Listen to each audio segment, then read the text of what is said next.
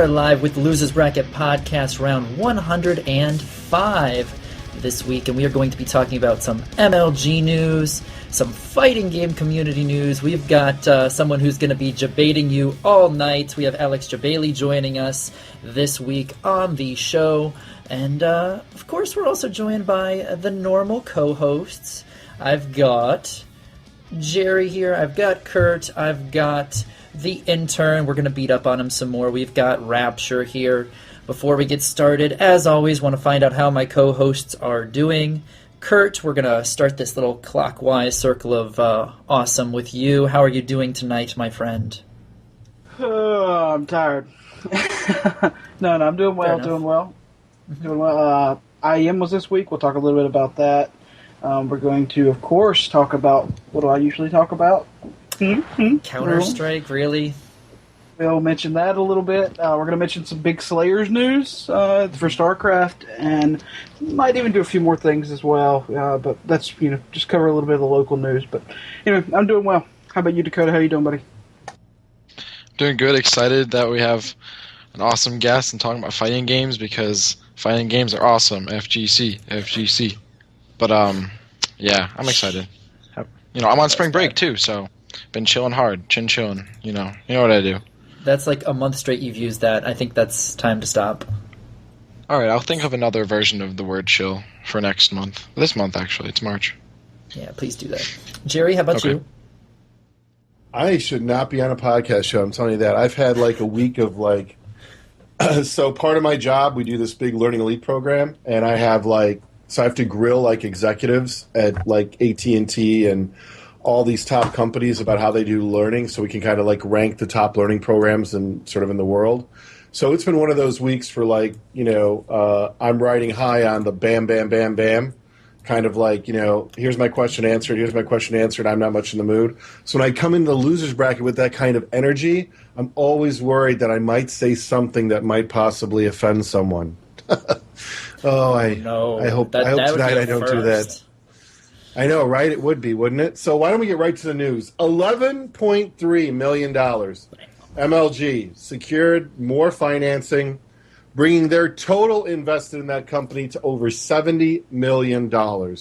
That's big news. That's really big news. So spent this afternoon, took a little break, dug through their SEC filings all the way back to 2006, just to kind of look who was kind of the key players in this, what companies are involved, what they've been doing, that kind of stuff.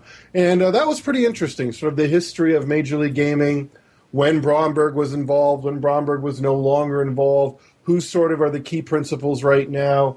I often wonder who has the Rolodex there, because between their CFO and Mike Sepso, who's at Legion now and Sundance, these guys are entrepreneurs. I mean, they're definitely entrepreneurs. I like it, so it's good.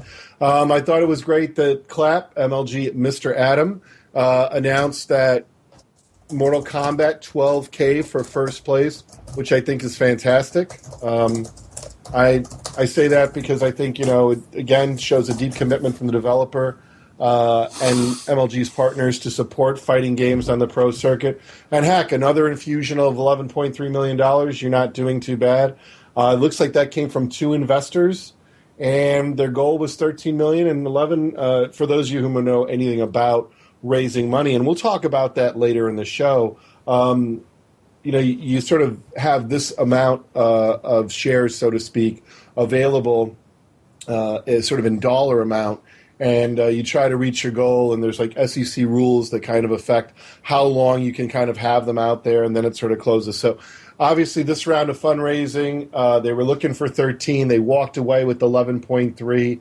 That is not bad at all. So I think that's fantastic. But we have a guest coming on, so why don't we get right to that? Why don't we talk about the fighting game community? Why don't we talk about just fighting games in general, maybe? Jason, who do we have tonight? Well, as I was mentioning before, we do have Alex Jebailey. Do we lose Jason? Hopefully. Gosh, forget that guy. I'll take over, right? guys. Hey, guys, this is Jebailey. Welcome your very special guest. Jason's taking a vacation tonight. No, anyways. Jason, hello. Did my mic suddenly I cut think out? we lost him. Jason may have What? died, but the stream is still alive, so that counts for Looking at something, this right? Video and he's talking like nothing's going on. What? Wow. I know, right? He I is, envision, man. like, That's the best part is he's actually Wow. looking at the camera. Oh, there You we know, go. here we go. My mic was muted in Skype, and my mic was not muted on Wirecast. So I'm thinking to myself, hey, so everyone on the stream could still hear me, and you guys were like, wait, what's going on? So that's fun. Wow. Way to make me fail. yeah, Jason way to have Brain. your guest have to introduce himself. Not that he Yeah. hesitated for a moment, mind you, but No, by not all that means, he's- Jason, let's introduce the great Jebailey twice. Indeed. Jason, Let's see if I can away. figure out how the way to, what is this? This direction, right? I can't do that. There we go. Jebailey's going to appear right down there because we are getting rid of Rapture because the intern gets smacked to the side when we get a guest on the show because he hates when we call us Stupid. that. Is he running or falling right now?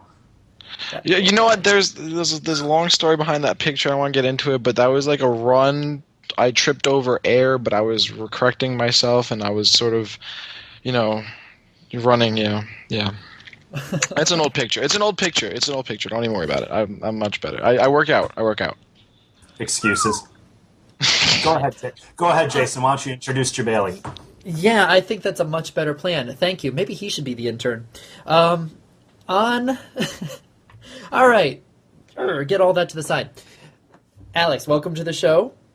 Tell Thank the you. viewers who might possibly not know who you are, and we are going to fault them if they don't know who you are, what you do, how you got into the fighting game community. Give us the deets, my friend. All right. Well, first off, my name's Alex Jebailey. Hello. I've been playing fighting games, all my life, ever since like Street Fighter II Turbo on the Super Nintendo back in the day. I never really played it competitively until around like the year 2000 when Capcom vs. SNK 2 came out. That's when I really started to do stuff, and I actually organized quite a bit of smaller, tournaments at UCF, the University of Central Florida. And played all the time, had friends, but there was no internet, there was none of that. So we had an arcade at the college. After I graduated in like 2004, after it was the popularity of Marvel vs. Capcom 2, CVS 2, Third Strike kind of died down. That's when the, not dark ages, but the quiet time of fighting games. And then I kind of got out of it. I started competing in Dance Dance Revolution stuff. Rhythm games. I was doing, I know, other games. Yeah, rhythm games. I played them all, Beatmania, 2DX. And then I actually started playing a professional card game called Versus System. Went on the pro circuit for a few years with that, and then they totally killed their own game by introducing a World of Warcraft card game. And overnight, yeah, okay, we gave enough money to this, let's do something else. So got out of that because I only played the Marvel game because I actually enjoy Marvel characters. So that's why I did that. Got out of that. Then from 2006, 2008 I wasn't really doing much, but just enjoying, one-player story games. And then Street Fighter 4 came out. All the old school guys were, family men now. Things kind of changed. It was hard to build up that community right away because everyone was kind of confused by this game coming back. And then it kind of blew up. It got crazy. A lot of old faces, but mostly new faces were coming to, play Street Fighter 4. Then I was a part of a small event. I showed up. They had 14 people for Street Fighter. I heard about it randomly. It was a place called Florida Gaming. Only 14 people entered because they were mostly a Smash Brothers tournament, which everyone knows there's been tournaments for that game for 10 years now, before most of the Smash players today were born. And so I was playing that all the time. Or actually, I was playing Smash, but anyways. So I helped them out. They're like, do you know anybody in this community? So I was like, sure, let me see what I can do. I'll help your next event. So I went on, Shuriken.com, the greatest fighting game website there is for a very long time now. And I went on and I went into the Orlando community, go, hey guys, there's this event going to happen. I'm going to be running the Street Fighter portion. Come on out. So this was December 2008 after Street Fighter 4 came out. And literally 90 people entered that first Street Fighter 4 tournament. And I was like, okay, I'm organizing tournaments again. This is fun. Did another one. It was just as big. And then CEO 2010 happened, which is really long story. Everyone mostly knows about. Guy canceled an event. The community, banded together to try to replace this event with 3 weeks to go. I stepped in. I put in all my own money, got a venue, and we ended up having about 350 people show up. And I had Smash there. I think one of you guys was there. I'm not sure. Smash Brothers was there to help out. They brought some of their community out. And then, so that event happened. I was like, okay, this had 350 people. That's the largest group I've ever worked with or, been a part of. And I was like, okay, maybe I can keep doing this. And then every new fighting game kept coming out. They started working on Marvel 3. Tekken 6 was still popular at the time. So many different fighting games, and it was a big boom. So I rolled with it. 2011 happened, where I was like, all right, I don't have 3 weeks. I have 7 months to put on a really big event. So within 7 months, I put every penny I had to get a really nice venue at a hotel. And that event happened, had about 900 people show up, 900 to 1,000 people, including spectators. It's like, all right, this is really big. And now we're here. I'm planning CEO 2012, and that's really how I got started again, and I keep rolling with it. That was probably one of the best answers I think we've ever had for introducing yourself. Sorry, I've done it quite a few times. Oh, gosh, yeah. It's always a darn shame when you're the best. And look at the product placement. Look at the product placement here. Since you just did that, why not? You just were recently sponsored by NOS, so please give us the details on that as well. Get the plug in. What you call it? Sure. NOS, actually, I first met them. I think it was through you or one of you guys at Otronicon last year in Orlando, Florida. And I was there. Yes, and I think I first met you were like winning the Guitar Hero tournament or whatever. I think it was like Guitar Hero 12, whichever version they were on. And so I got introduced to the NOS guys, and time go, hey, I do a little event, yada yada. So they sponsored CEO 2011. They came out. Everyone loved it. They gave free NOS all weekend. I remember the end of the event, they left like 12 like cases of NOS, so like 48 cans in each. And literally, I like turned around as people started walking out the door. I turned back and like every freaking case was gone, and I'm getting like tweets the next day like, "Thanks for all the NOS." I'm like, "What? I didn't even get any." And then they started helping me out with the smaller events, and then it just kind of grew into I go to a lot of different events. NOS has been great with CEO. All of Florida loves them to death. They've been really great and supportive. Rob Fleming is the rep for Florida, and he really believes in the FGC. He's really helped me out. I've tried to introduce him to other events.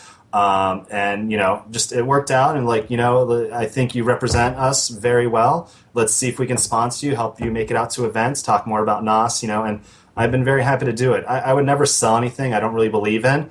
I usually don't drink energy drinks all the time, but every time I go out, I would always drink like Red Bulls and vodkas. But now I always pregame at my house and drink NOS and vodkas. And I don't drive, never drink and drive.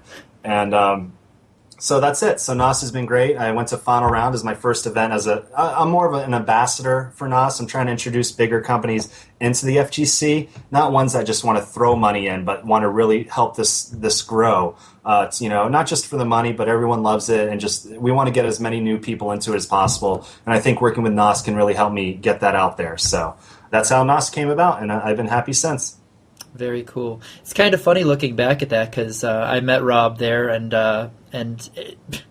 that Rhythm Gaming tournament was crazy. That was fun though, and that was actually one of the first times I had actually seen you in person too. Another time I want to say was VGL here in Orlando, but all that is all side notes.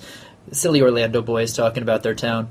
Let's move over to some fighting game topics. Mortal Kombat, I think, is a big one that we should possibly delve into, especially with the news today that the prize pool was just upped. What are your thoughts on this game? A lot of people, with Evo last year, were like, "Oh, this is going to be a one and done. It's going to be gone." Is this going to be something that's going to be a staple for MLG? What's your thoughts on the Mortal Kombat scene? And after this, we'll get some thoughts from Jerry and Kurt as well. Okay, first of all, I love Mortal Kombat. Back in the early 90s, I was actually in the arcades playing like Part 2 all the time, more so than like Street Fighter Champion Edition and all that, and Super Turbo. I just enjoyed it more for some reason. I used to be that little snot-nosed kid that would use my sister's word processor and type up all the fatalities that I found out. So I was hustling and dealing when I was like 13 years old, selling all the fatalities on a piece of paper. So I played a lot of Mortal Kombat. When the new one came out, I really liked it. Mortal Kombat, to me, has never really been that competitive game. I think MLG is really trying to push it, and Evo did an amazing job. They had over 500 people compete, so it showed its life, but a lot of smaller events in at least my area haven't been such of a big turnout. But with MLG, throwing, oh my God, $32,000 around that amount, that's honestly insane. And if you're a Mortal Kombat player, I really support that. If you want to go out, win money, and get support from it. Just my negative feeling about it is, and actually I'm kind of changing my position on it because MLG announced that they have a cap. So I guess it really doesn't matter how many players enter an event, because if they cap it at 128, it's not going to matter if it goes over. They obviously are not relying on the turnout. I think it's all about the stream dollars and the attention it gets. But I have a feeling if it doesn't go well for MLG, just like they do with every game, if it doesn't work out in their best interest as a business, they're going to drop the game. And then, hopefully the MK players won't be salty about it, and they'll still come out, support the FGC events that put on the event, not for the money, but for everyone to have a good time and enjoy it. So I can see the players that win big money. They're going to be like, okay, I won $12,000 here. Why am I going to go win, $2,000? And, they're going to give up everything we've worked so hard for to, just have community-run events full of fun and stuff. But I think it's a pretty big deal. So, but I personally, I'm probably wrong. I think it's becoming another Mortal Kombat versus Street Fighter war. Capcom announces, 500K events the same day that MLG announces Mortal Kombat, and then Mortal Kombat happened first, then Capcom's announcement, and now MLG's coming back throwing out more money towards Mortal Kombat. So I could be wrong. It could be a competition. It couldn't be. But if you're a Mortal Kombat player, it's a great day for you. Go and enjoy it. The thing I don't like about MLG is there's NorCal Regionals the same weekend, and I've been a part of a same event weekend thing with Revelations last year, and it's never fun. At the end of the day, there should be more events, but when they're on the same weekend, it throws people off and it changes everything. So luckily, they're on opposite sides of the coast. So I think a lot of West Coast people might not be able to make it out, except those top money-hungry players. So hopefully, I know NCR is still going to be an awesome event. I'm going to be streaming that. Because I don't even know the details. How's MLG streaming it? What channel is it on? That's why I don't like MLG. They keep a lot of things to the last second. I'm a very open guy, which people have realized. Sometimes I need to keep my mouth shut. But when you hold stuff back, people can't really plan. Like nobody knew it was Mortal Kombat till a month ago. Most people already booked for Final Round, which in its 15th year was another great event. So it just sucks when there's date stamping. So it might hurt MLG's turnout. It's going to hurt both the turnouts because people are split up now. But we'll see what happens with MLG and Mortal Kombat. I would like it to succeed and keep being at that event. But I don't want those players to give up on the events that put it on not for the money or the sponsorship dollars, but they put it on because they enjoy the game. I want to hop in on a couple things that I think there's a little bit of a tension here that I think is worth pointing out. In the language that you throw out, you sort of say, quote, money-hungry players and, the events that aren't in it for the money, all of that. When I look at, what MLG is trying to do, which is to really legitimize competitive gaming at a very broad level internationally, you are running a business, and that's something really legitimate. And the thing that I don't sort of understand is, why, in my hometown, Chicago, we're a big sports town, so there'll be nights that more than one team is playing in a different game, and I might watch one sport over another, but I'll catch it later. It seems to me like there's just a lot of focus on well, if MLG does this and it hurts these smaller tournaments, I get that it would be great if MLG could avoid that, but at the same level, they are doing something really good, and it seems like the leadership in fighting game community, and I consider you to be one of them, you kind of paint this picture of, we want fighting games to be mainstream, but only if it involves us doing it, right? Like if MLG does it and it, puts the stream out there and it's high quality, I don't feel able to get that same support. And it's almost like you guys artificially set up that war by, going, well, these are the reasons MLG's bad, and this is what they do. So, part of you said that you were okay with it, part of you said you didn't. So I kind of wanted to drill down and really get into, what the meaning is and why the, money-hungry players and that kind of spin on things. Here we go, Jeff. Here we go. I was ready for this.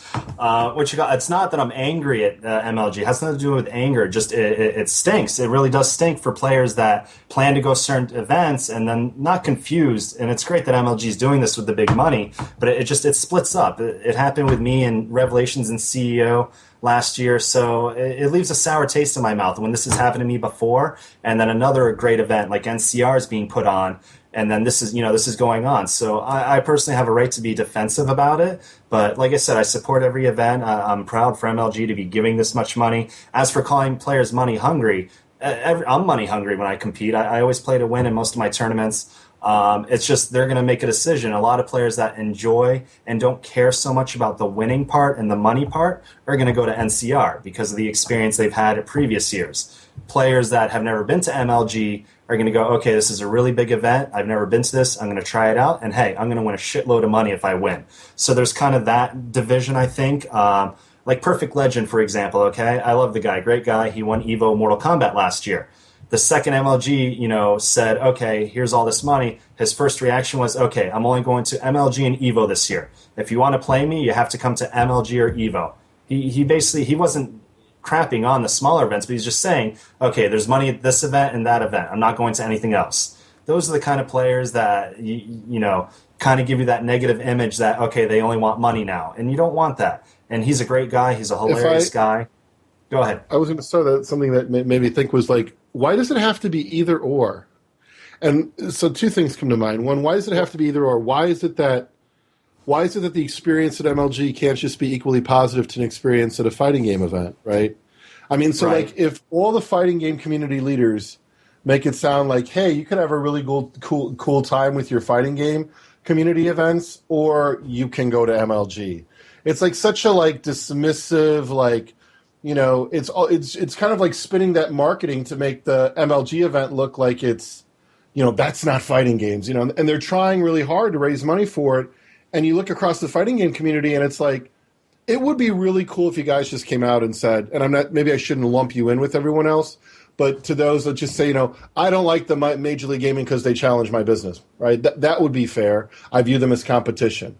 But certainly Perfect Legend doesn't necessarily represent all Mortal Kombat players. I know our Mortal Kombat players, CD Junior and Rio, they certainly go, they've been to almost every event. The fact that they've been to MLG, especially Rio, hasn't really soured their love for the other events too. So I don't understand why the either or thing gets set up like that, Well, the only reason it's either or is because there's two events on the same day. If they were on completely separate events, every day I would be tweeting, go to MLG, have a great time. And I tell people, go to whichever event is closer to you, which one you want to make it out to. I've personally been to an MLG event. I had a lot of fun. But if you weren't into there was no fighters there. So to see the StarCraft side of the world, it's exactly as everyone explains it. Golf claps. Everyone's very quiet until those big moments in the game of attacks or defenses. But the either or is only because it's the same weekend. So it's a defense mechanism when you have an event that's been happening for quite a few years, that's been always a great event, successful event, and then you have the big dogs, so to speak, come in, go, hey,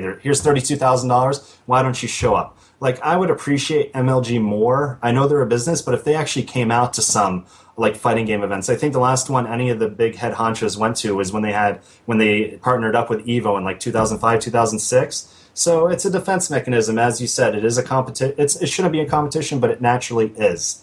So again, through experience, what I did with an event the same weekend, I had to do everything to hype up my event to be bigger. But like I said, the players deserve to make money from gaming. I don't think it should be a way of life. That's my personal opinion. I can't vouch for everybody else. But when you have an event that you have to choose either or, it's a bad spot. But it's also good that there are more events. So that's how I feel. So I mean, Jerry, let me chime in. Go ahead, Kurt. Yeah, go ahead. Go ahead, Kurt. I just got a quick question. You were talking about the golf clap thing and the StarCraft community and stuff like that, and I want to get your opinion, because a lot of people seem to think that just because MLG is putting on the event that it really. And number one, I've been to a fighting game event. I went to Final Round 2010. Had a lot of fun, a lot of fun, and I went to even an Evo back a long time ago. I think 2008 or 2007 or something like that. I don't remember the exact year. And a lot of fun at fighting game events. And I agree with what you're saying about the difference of events. I do understand that, the difference of the games, the difference of genres.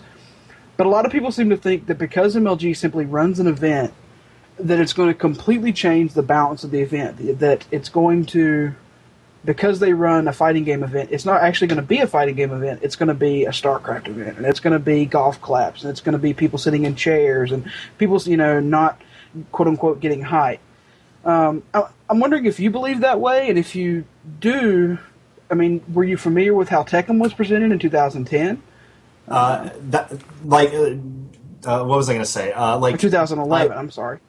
Was it 2011? No, actually 2010. I was Brawl and Tekken in 2010 Yeah, okay, yeah, it was actually in my backyard in Orlando, but I didn't get a chance to go because I work or whatever reason. But I heard about how greatly run Tekken was, but I don't want to blame it all on MLG, but I think a lot of the turnouts kind of hindered after they dropped MLG. Even some of the players that won it said, it's too much effort to go to these other events when you're not making as much money. But in my opinion, because I've actually tried to mix different genres at tournaments, there's a separation. There's always going to be a divide where you have. And I went to the last MLG in Orlando, and there's enough space for all these different games. I'm not going to lie. But when I saw the StarCraft crowd, and that was the most hype of the weekend, I went over to like the Call of Duty crowd, and I went over to the Halo crowd, and people looked like out of episodes of The Walking Dead, literally falling asleep just watching. There was no hype. It wasn't boring, so to speak, but if you weren't into it, there was nothing to draw you into watching it. And with StarCraft, it's a great game, very easily explained. The matches are really long, so it's kind of drawn out. Now, things are different now. Tekken 6 was at a point where the fighting games it was just Tekken and Street Fighter. Now we have Mortal Kombat. Now we have, Blaze Blue, all the other different fighters. So this is MLG's chance to prove to the fighting game community that they can provide a hype event. But if it really doesn't work out, obviously the fighting game community is going to lash back like, oh, MLG did this, they didn't run it properly. I'm actually getting tweeted a lot about this continuation rule, which I never really knew about, which doesn't really make sense to me. So that's another thing. I heard even StarCraft players get rid of this continuation rule. Is the continuation rule the same thing as extended series? No. Continuation rule, pretty much if someone's in winner's bracket, you play them, for example, and let's say the set was 3-2, right? They meet in loser's bracket again, the set continues from that 3-2. So one player has to win 2 matches, the other one has to win 3 to win the set. It's not like another match like in fighting game events where you just play another round, in just another complete set.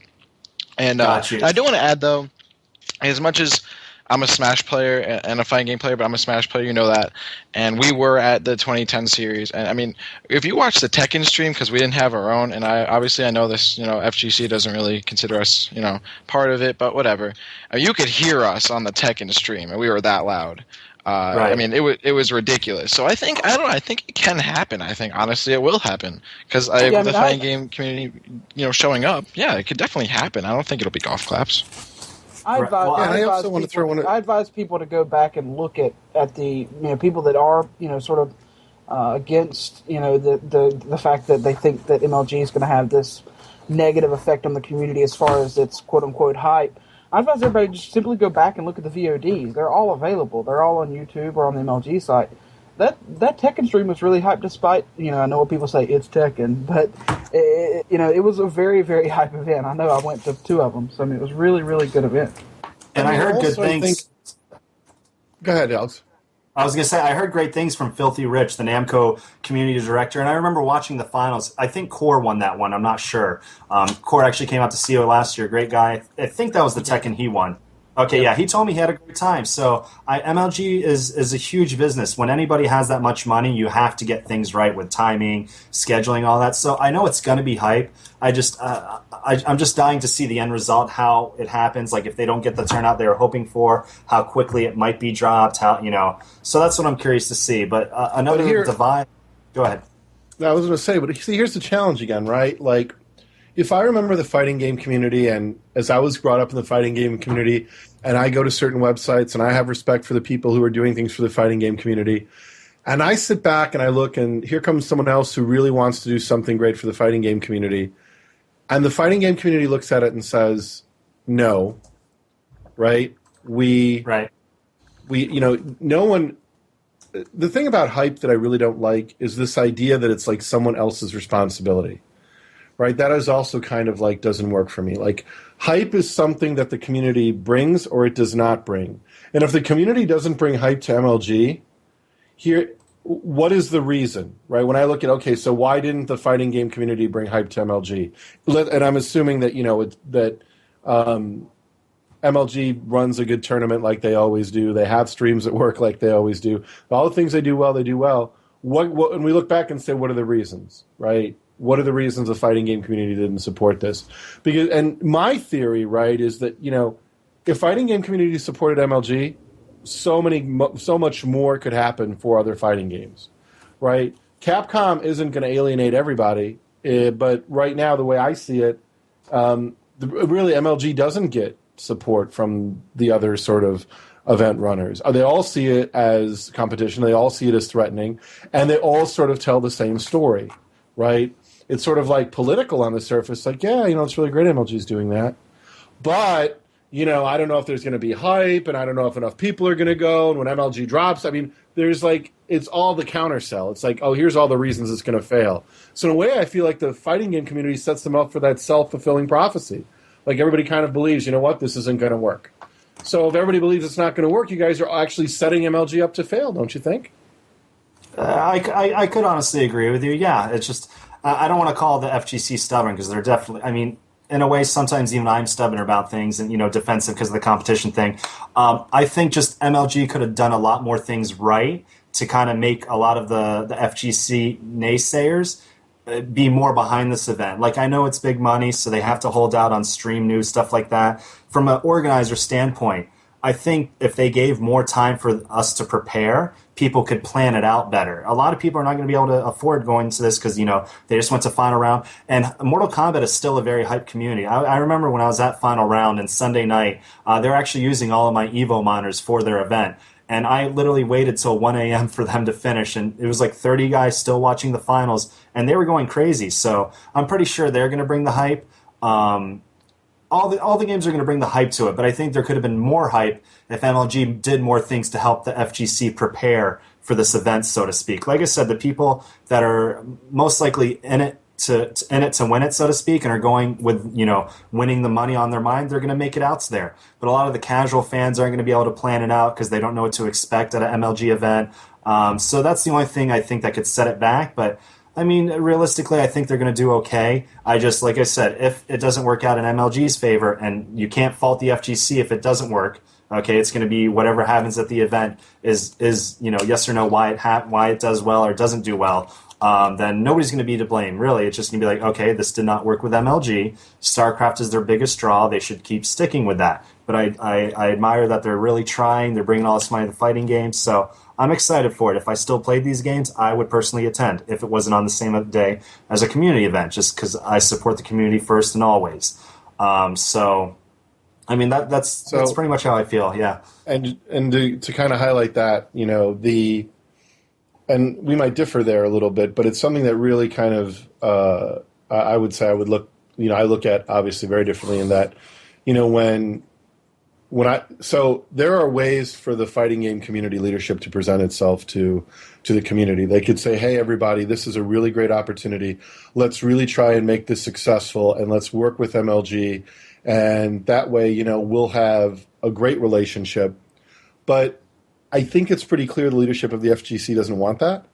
And I'm wondering if you could comment why you think that, instead of rallying the troops to support MLG, everyone is sort of setting them up for failure. Do you think it's just the competition avenue of it? I really think it is. Yeah, if the event was on the same weekend, I think attitudes would be a little bit different. I think that's the truth to it. Like I said, I can't speak for anybody else. I can't speak for Evo, NCR, for all the other organizers, but it's a competition thing. You do an event the same weekend as something that's already been established for a long time, then they're going to worry about it and have to deal with it. So that's pretty much the butt of it. If it was a different weekend, I think things would be a little bit different, and people had more time to plan it out to go, because they just announced, Soul Calibur 5 and King of Fighters like 3 weeks ago, 2-3 weeks ago. People plan Evo 6-7 months in advance. They book it right away. When they hear an event's like a month later, they just got back from a huge event like Final Rounds, they're not going to be able to do both. They already picked, what they wanted to do and enjoy. So I think if they would have planned it better. That's a good point. Let me throw something out there that I think is equally important. So accepting that maybe a lot of people can't travel, why do you think the fighting game community leadership then doesn't really promote the stream? Because I can watch 2 or 3 streams in a given day from different events. Sometimes I have to just to cover the news. Seems to me like just like television or just like anything else, why not both support, both event streams and say, it's really great.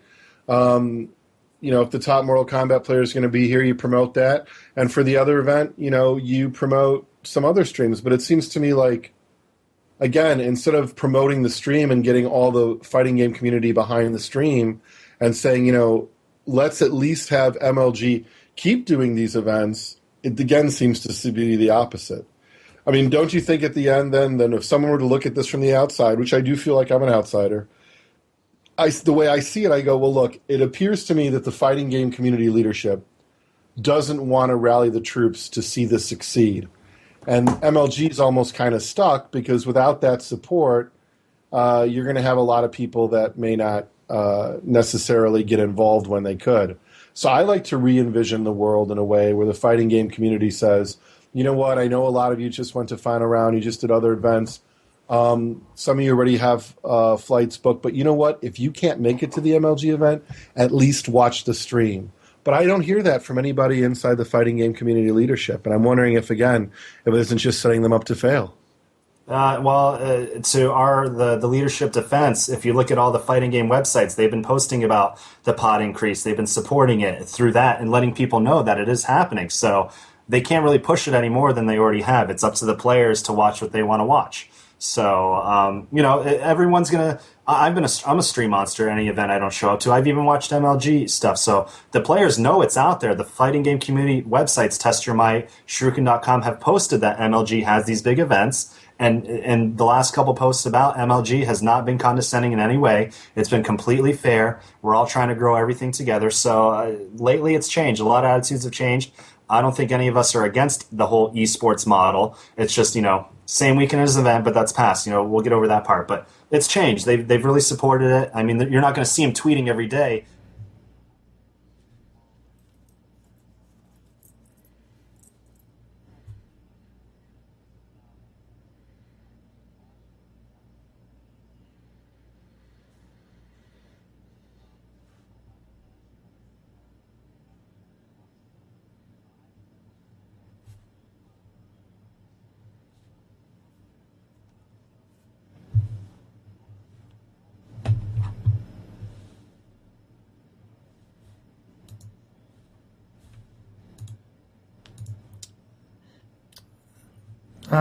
We should be back on sound. Everything should be good. Alright. It's not good.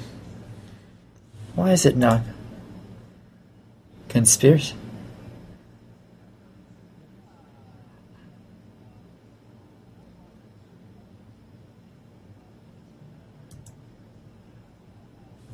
They're saying there's... Hold on one second. They're saying for some reason there's... For some reason there's no...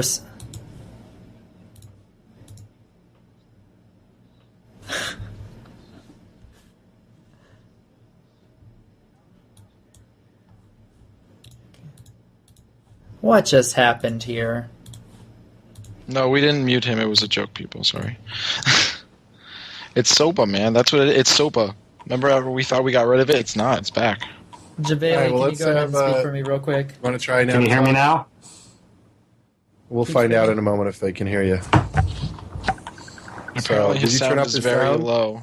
All right, they say they can hear him, so you're good to go. I think we're just debating the stream. It was on purpose. Jebait. Am I back? Am I back? Okay. All right. You're good.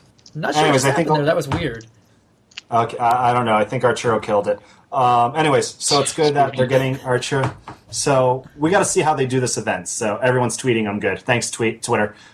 So now I lost my train of thought, Jerry. I'm sorry. You drill me too hard, man. No, I have that effect. let me take over this next question, though, Jerry. And I'm really sorry. Like we keep on asking you these questions, or generalizations of the entire community. And I know you don't. You don't want to speak for the entire community, but it's we got to try to get the general consensus there. Here's sort of my question is. You get sort of the commentary from the quote unquote pro players within the fighting game community. Justin Wong and Marn and all the heavy hitters there. And they all say, more money's great. Look, I need it. Bigger events are good.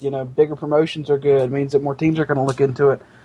Do you think there's a disconnect between the actual full-on community and the top, quote-unquote, top-level players there? Do you think that, the players are like, look, we understand that they run a good event. We want to see how it goes because we need it, What do you think there's a disconnect there? And if there is, what exactly can be done to fix it? Because that's really my biggest problem, because a lot of the bigger players, the Marns and stuff like that, the Marn, the Justin Wong, and all those guys, like, they play Marvel vs. Capcom and, Street Fighter 4 and stuff like that. We can't, and it's like Team Spooky said when we had him on a few weeks ago. He said, or not Team Spooky, I'm sorry, Proton Cannon. He's like, Capcom wants to put money into something that's supported by the community, but it's like we can't get that support without having Capcom games. It's very, very weird. So my main question there is there a disconnect between the community and the pro players in that aspect? A lot of us look up to most of the pro players. I've always looked up to Justin Wong. I think just everyone's entitled to their own opinion. I don't think the top players are telling other people don't go to this event or anything like that. I don't think anybody's really saying that. So it's Justin Wong has always deserved to. I think he's very good at what he does, so he deserves every right to make money, attend big events, stuff like that. But I don't think there's a disconnect between the casual gamers and the pro players. They both go to events for the same thing, to enjoy them. So just some players want to start making money off of it, and they have every right to. So, I mean, I really can't. Like I said, I can't speak for everyone. I don't know of any disconnect myself personally. You never see a top player go into a chat say FMLG. You don't see that. You see Marn talk crap about everybody. So I usually just ignore him. I usually just ignore him now. And it was funny because I remember Martin was, complaining about Capcom sucks. Capcom doesn't support the FGC. Like 3 days later, Capcom announces 500K in tournaments. Martin's still bitching. Capcom still sucks. Everybody sucks. But yeah, much respect to Martin though. Get better, buddy. Some top players, so to speak, make their opinions known. But I think a lot of us can be better role models, not just for MLG to come in with money, but just in general. We're in a very high position amongst a really great, tight-knit community. And I know a lot of players look up to a lot of casual gamers, so to speak, that are in the scene that love it, really look up to us. So, but I really don't think there's a disconnect between the top players and the regular players. Like I said, they're not telling people don't go to this, don't go to that. They're just making their own decisions, what they want to support, and they have every right to. I have to agree. I mean, being a completely terrible fighting game player, I don't feel like there's a disconnect at all. I mean, everyone's right there with each other. You're, right side by side with the best players and the worst of players, and they're regular people. I feel like they're more like regular people than anyone else in like competitive gaming almost. Like you have like people like they're just good at the game, but you can go up to them and talk to them. There's no divide. They don't really think they're any better than you, obviously, than the fact that they're very much more skilled than you. I mean, I really can't think of any instance where someone's gone up to Justin Wong and be like, hey, can I talk to you about something? He's been like, no, I'm better than you. No, and that's not really what I meant. That's not really what I meant. No, yeah, I understand. Yeah, by the disconnect, but I mean, I just meant what I meant by it is what Jerry was talking about before, was that people in the community, and in my opinion, and this is just my opinion, it seems like it's more of a, not necessarily a competition, but because I don't think that's necessarily a good word. I think people in the community are very, very afraid, I would say, of MLG. Not of putting them out of business kind of thing, but just simply not doing it right. Like you said, for protecting their own community. Like you had talked about before, with the fact that if a game gets dropped, then they're like, well, fuck it, I'm just not going to go to any events if they're not going to pay me what MLG was going to pay me. I understand that kind of thing. That's why I disagreed with things like the CGS when they happened. So, I mean, it's very, very familiar ground for me. But that being said, the pro players, or quote unquote pro players, the high level players, are the ones that are still demanding these things. They want more money. They want these events. So that's where I think the disconnect seems to be, is that the pro players want it, but the community is like, well, fuck that shit. Well, yeah, that makes sense because the lower level players aren't really making that much money, don't have the potential to. I mean, if you think about it, like going back to what Alex said earlier, you have two events in the same weekend. One of them's a community ran event that's been going on for years, and you have one event that has had fighting games dispersed around, several years. Obviously, they're most likely going to pick the community event because they know the community, know most people are going to be there, they know who runs it, all that kind of stuff. But for the pro players, yeah, I think there's a little bit of disconnect because they're the ones making the money, so they're planning trips around it. They got to make sure they're making a profit. But the only reason for that is because the lower level players aren't really making money off of it. They do enjoy the community stuff, and that's the reason why. I would say that would be the main reason, but even then, I just don't think it's as big as you would make it out to seem. Right, and to support the players that you're saying, like the ones that never make any money. I'll be honest. I know I run monthly events too for CEO. It's been like 2 months since my last one because they've really outgrown where I can't do them in like bars and restaurants. I got to get big hotel ballrooms every month, it seems. And I've had players that come to every event. They go 0-2 every time, and they still come up to me after. They go, "Thank you. That was an awesome learning experience. I had a great time." So that's why I enjoy doing the events. It's the appreciation, not just from the top players, but the guys that don't win big, because they do it because they love it. I know Justin Wong, I talk to him a lot, and he's like, CEO was amazing. I didn't win, but it was one of the best experiences of my life. So because of words like that, it makes me want to put on a better experience. I think if MLG would put on a better product catered to the fighting game community, although this is their first time, so I can't really say that, so to speak. But if they would do more based for the players themselves to enjoy it, which I think they're going to try, I think things will start to change. It's just not going to It's not going to happen overnight. MLG's throwing all this money out. It may or may not get that huge turnout, but I think whether what happens next weekend with MLG, the FGC events are still going to be here. It's not going to scare us away or feel like we take away players. We're still going to support every game as long as players support it. So we don't support games because the companies give us money. We support it because the community enjoys it, loves it, and they come out. So we're not in a not a defensive position, but in a position to make money from it. We're doing it because we enjoy it. So if MLG doesn't do well money-wise, then the game as a business is naturally gone.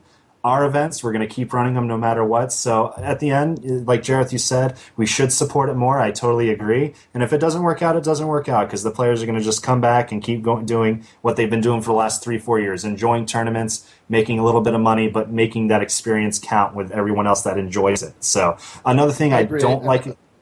Okay. One last thing about MLG, and they'll probably change this. I could be wrong. When I was there at MLG Orlando, there were no casuals whatsoever. I saw all the systems just guarded with security. Now, I could be wrong. Maybe I was just there later in the day, but I went both days. No, and there was no casuals, but you go to an FGC event. My goal at FGC events is to try to run everything smoothly as possible, but to also do as many casuals. Like I've had players come 2 hours early just to be on that one system I can set up before I set everything else up, just for casuals. They just want to play other people.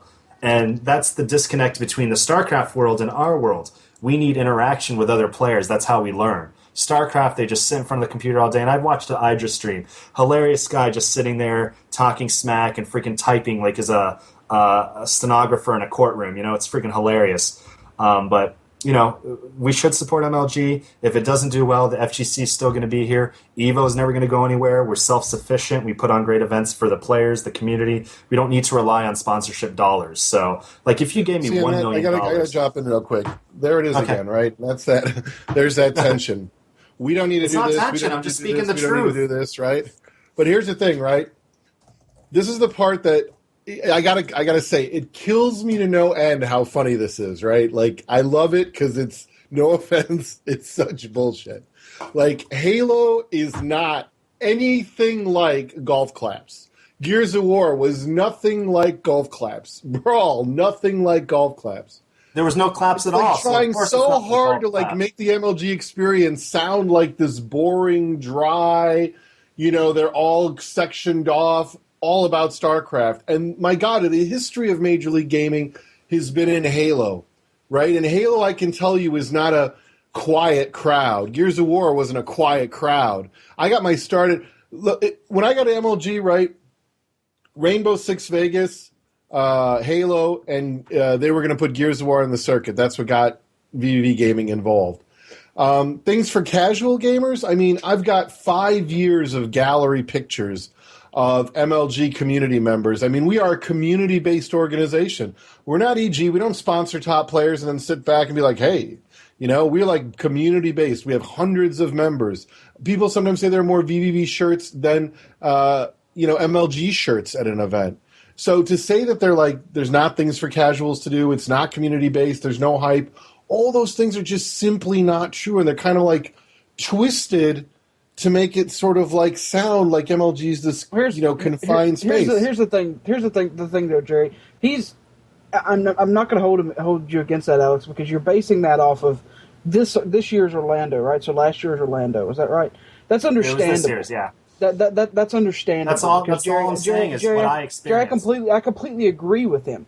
MLG flat out fucked up this past year with how they presented every other event, and that's because of the fact that they were putting everything in StarCraft.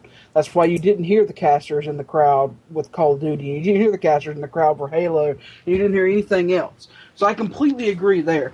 That being said, you have to look in order to form an opinion. Just for the record, Kurt, I completely disagree with Halo. I completely disagree with how you just characterized it. I used to play Halo, for the record. I love Halo, but I'm just going off of my one experience. I could be wrong of previous experiences. I know, but here's the thing, I know what I saw. Here's what I'm saying. This is something that, again, you're a smart guy. You are a smart guy. And if you were a little bit less smart and a little bit less experienced, I would buy that as a genuine, sort of thing. But there is 7 years of videos, shit on YouTube. I, for one community, have 5 years of pictures where I don't think there's less than 20 people in that picture. We go out and we drink and we have fun. Hell, we were in D.C., we were Club District. Everybody has a bunch of fun doing this. And again, I have no problem that I get it. For whatever invested personal reasons leadership feels, we're going to downplay this, okay. But at least be honest about, like, looking at the big picture. Like, can't you analyze, like, 7 years worth of it?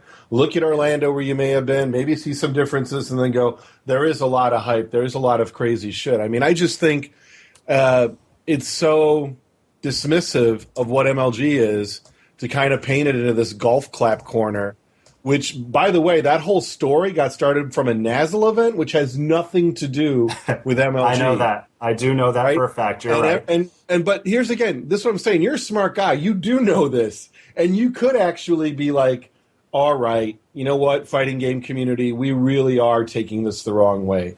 We really should look at the hype that Halo has had. I mean, Major League Gaming has subsidized Halo. I mean, honestly, right? They have yet to make a profit. It's so funny, too, that like a company that here are people who are giving their heart and soul because they have this passion about gaming, right? But because they happen to be a little bit better connected and able to get other people's money to pay for it, right? But they have yet to turn a profit, right? They are subsidizing people to play games. All these players who play at MLG, they are getting a chance to go to prize money to do all this stuff on some investor's dime. And I think to myself, man, look, if the fighting game community doesn't want to support this, right, at least be honest about it, right? At least not play this card which is kind of really spin. And I think you're smarter than that. I really do. I know you're smarter than that. And I can tell by you smiling, you know that you're smarter than that. And it is the losers bracket, and if you went on Live on 3, you and Slasher could chuckle and shit like that. But here, I can't let that pass and not go, come on, at least give MLG credit for what they do. I mean, I can think of, even in StarCraft, tons of videos of people screaming, holding up their iPads. I know. Now we're going to paint them all as rich people, whatever that spin's going to be. But doing all these homemade signs, the love of Huck. Let me give you an example. I had our Canadian StarCraft players, fans, drive down. They drove down from Canada with the Canadian flag, and they ran around to every professional StarCraft player that was from Canada to get them to sign the Canadian flag.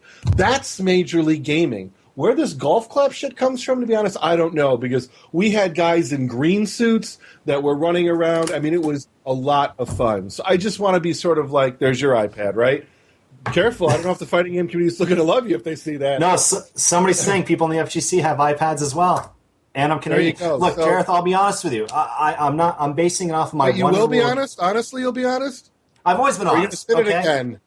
I'm not spitting, man. I'm telling exactly what I witnessed and experienced as a player and fan of every game. I used to play Halo a lot in college. Hang 'em high, I will fuck you up in that game. I'm not going to lie. I used to play the hell out of that game, okay?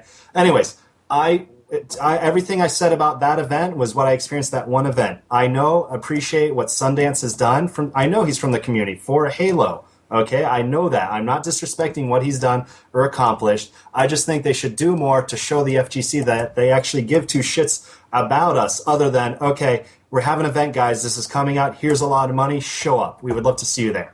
That's how I feel about it. That's not defending my turf. That's about me seeing another organization that needs to expand outside of StarCraft to keep things going, even though what they do for StarCraft is incredible. They could probably survive off of StarCraft alone. They really could. But the fact that they have all this money, yet they let go 75 people last year, okay, either to consolidate or do things a little differently this year, but that's a lot of people to lose when StarCraft was your biggest year ever. For MLG. So to me, as not a FGC guy, not as anything, just going to myself, they have all this money, and yet they're letting go people. So I don't know their exact reasons. What could MLG do? Tell me what MLG could do to be, as you said, more show they care. What would they need to do? It's nothing's going to change before this event. People's minds are made up. They're not going to just show up out of nowhere now. Even the money being more, maybe 5 more players are going to go. This isn't making fun of MLG. It's just how it is. People need to plan ahead. So what should they do for the next MLG? What should they do for the next one? They should, I think, come out, maybe support like an FGC event, say, hey, guys, we would like to be a part of this. They don't have to, but maybe give a little bit of money, say, hey, let people know what we're about, reach out to us more, maybe show up to an event.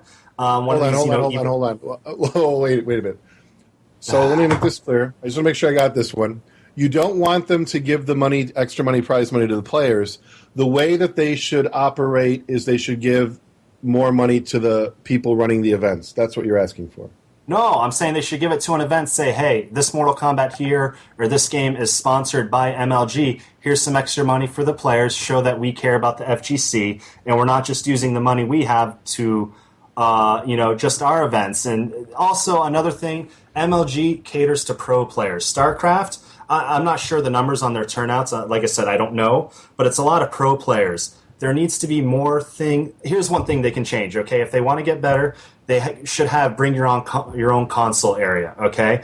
Give seclude a section off. I could be wrong. Maybe they've done this before. A lot of players go to play games they love. A lot of people came to CO last year.